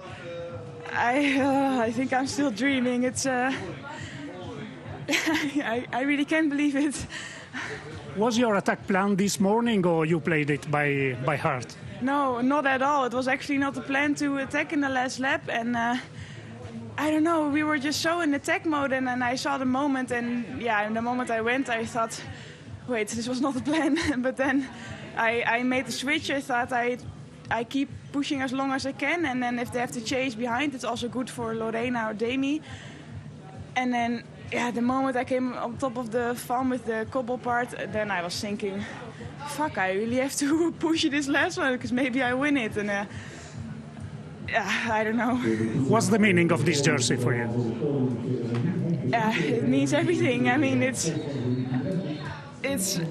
I don't know. The past few years been really difficult sometimes, and Papa, and that I'm here already. It's I have no words for it, and it's your day. Congratulations again and enjoy. Thank you. Really emotional moments there for Mischa Bredov. I don't think she can quite believe it herself, can she, Danny? She's still sort of trying to take that in and speaking about the season that she's had and the plans coming into the race, and it not really being the plan for her to attack on that last lap there, but just it often is, in bike racing, it's those unplanned attacks. It's just going with the flow and picking that moment that can change everything. Yeah, and it's reading the race, isn't it? And then she couldn't believe it because she still, in her head was thinking that she had Lorena and Demi behind, shaking her head there as she crossed the line. It was just fantastic. And I think, when you've had a tough couple of years, it makes this sort of victory all the sweeter. And already for a rider of only 23 years of age. So great European champion that we'll have next year, and of course she will wear that jersey through the entirety of the season. She's obviously got friends and family here as well, so a really emotional moment for Mischa Bredov today. Yeah, always so special to have friends and family there, and especially in this sort of post-COVID era. We had a very difficult season or two where it was difficult to travel to some events and have crowds there, but very much making the most of it now. So now we've got some highlights of the elite women's road race at these European Championships. We've had full coverage from flag to finish after a little bit of a hiccup in the neutralised section going slightly the wrong way. The race was on from the start, and it was the Dutch team who were right at the head of the field, pushing the pace on. All 8 riders were up there at some point. The Italians were very wise to it. Audrey Cordon-Ragot there of France in the middle of your shot there, not happy when some riders weren't working as she wanted them to. But a lot of riders keen for a fast start in this race. Claire Steels of Great Britain was very aggressive, as was the whole French team, and Audrey Cordon-Ragot once again trying to make a move here. Closely marked by Italy, by Norway, by Germany, and of course by the Belgian team as well, riding with world champion Lotte Kopecky as part of their squad. We saw Jamila Machakova towards the back for a large portion of the race, really struggling to hold the wheel sometimes, but battling away. But then there was this horrible crash here on this corner 2 riders for Great Britain came down. Amelie de Dirksen as well was part of the riders in this crash. But then before we reached the race circuit, it was Amelia Farin who was the one that went away solo. And there was a point where we thought she might enter the Col de Vam on her own, but she was caught by the chasing peloton with that rush for those gaps and trying to get towards the front as we approached this climb. This was the first time up our climb. It would be 6 climbs of this double ascent in total today. They went over the line with 5 laps to go, and it was world champion Lotte Kopecky just slightly stretching her legs at the front, just sort of testing how everybody else is feeling, but very much within herself at this stage. Multiple attacks from the Dutch squad. Rianne Marcus there we can see making one of many moves that she made during this race, trying to force a breakaway. We had 5 laps of the finishing circuit and it was relentless throughout. Attacks kept coming, but it was this breakaway of 3, no Dutch representation here. Ellie Chabbey of Switzerland, Soraya Paladin and Erich there of Serbia, who were our 3 runners that were able to stay away for about a lap before they were eventually chased down by a very strong team from the Netherlands. So congratulations there from Chabbey to Paladin for that effort. And as we approach the final 20k, things really started to get broken up a little bit more. Marlon Reusser raced very aggressively, dragged away Alyssa Balsamo and Pfeiffer George as we went over the line with a lap to go. Closely followed by a Dutch team and marked very well by Lotte Kopecky there. But this was the race-winning move here by Misha Bredevold. 10.4 kilometres to go. She weaves her way through this group on these narrow roads here in the Netherlands. She takes a gap. And this was the final climb. She is chased very hard here by Emma Norsgaard of Denmark, who's trying to get on terms with her to get a medal. But it was the charging Dutch squad behind. She takes the win. On the line there, European champion Lorena Wiebes takes second, Lotte Kopecky takes the bronze. Here comes Pfeiffer Georgie for 4th. And we just saw shots there, Danny, of Demi Vollering celebrating as well over the line. So very much a team effort for the Dutch today. Yeah, it was. The whole of the Dutch squad did a fantastic job throughout the race, executed it perfectly, you might say. It might not have been Misha Bredevold that was their out-and-out leader, but I don't think they'll argue with a 1st and 2nd place here. Yeah, they are the strongest nation in women's cycling by a long way. And I think just to get selected for the Dutch squad for a championship like this is a hard call, and any of them could have potentially been the race winner. But yeah, you're right, Misha Bredevold, perhaps not the out-and-out favourite, but that was really where the strength came in because they had those strength in numbers. Yeah, and like Marlon Reusser said in her post-race interview, you know, it's so hard when you're going up against such a strong nation like the Dutch, where each and every rider could win. And if you've got multiple Dutch riders in a select group, you know, if you attack, of course, they're going to be straight on you. So it puts them in a bit of a tricky position. But, you know, the Swiss, I'd say the standout team that really took it to the Dutch today. Absolutely. So Marlon Reusser, Elise Chabbey, multiple attacks from the 2 of them. Always brilliant to see. So here is our top 3. Coming onto the podium now, we do have Lotte Kopecky in the rainbow stripes there as world champion, who will take the bronze medal. Lorena Wiebes the silver, and Misha Bredevold will take the gold. We'll just wait for the medals to be presented, and of course a jersey to Bredevold as well. It's a white jersey for the European champion with a blue band across the middle and the gold stars as well to represent Europe. But here's our bronze medalist, Lotte Kopecky, reigning world champion representing Belgium, takes a bronze medal at the European Championships this year.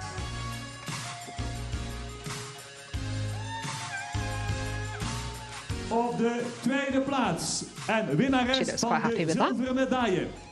Yeah, I think she did everything she could. You know, the Belgian squad were brilliant. Yeah, she'll have those rainbow stripes next year. I love the socks as well, matching. Here is our outgoing champion, Lorena Wiebes. She took the title last summer in Munich in a bunch sprint. Here she is, the silver medalist. Brilliant sprint on the line there against Lotte Kopecky. It was her teammate, of course, who was away to take that win.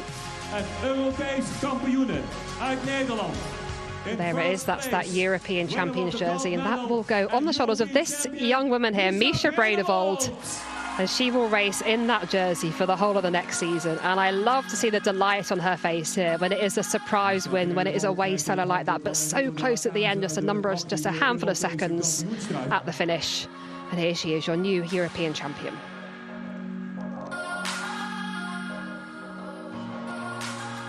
De gouden medaille krijgt ze uitgereikt. She's got her medal and jersey. We will now hear the national anthem of the Netherlands. De sport van de provincie Drenthe. Initiator achter de komst van het Europees kampioenschap naar Drenthe. The flowers will be presented by former deputy of the... Before that, we're going to get the flowers. Here is the Belgian team riding in support of Lotte Kopecky. I love that. I love to see the teams supporting and watching the podium. It's a team effort. It really is. It very much is, and it's one of those sort of unique sports where only one rider gets to go on the podium, despite it being a team effort. Different from many other sports out there, but you're right, it's very much a team sport, and I'm really glad to see all those Belgian riders right at the front there, supporting Lotte Kopecky.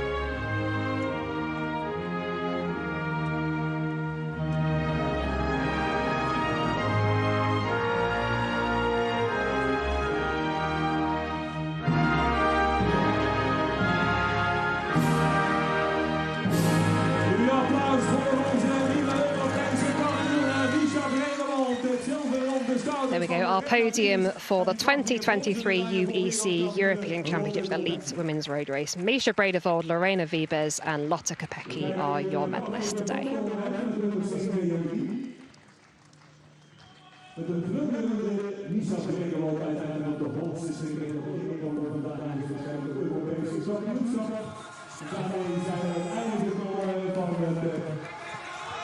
Well, what a finish to the season that's been, Danny.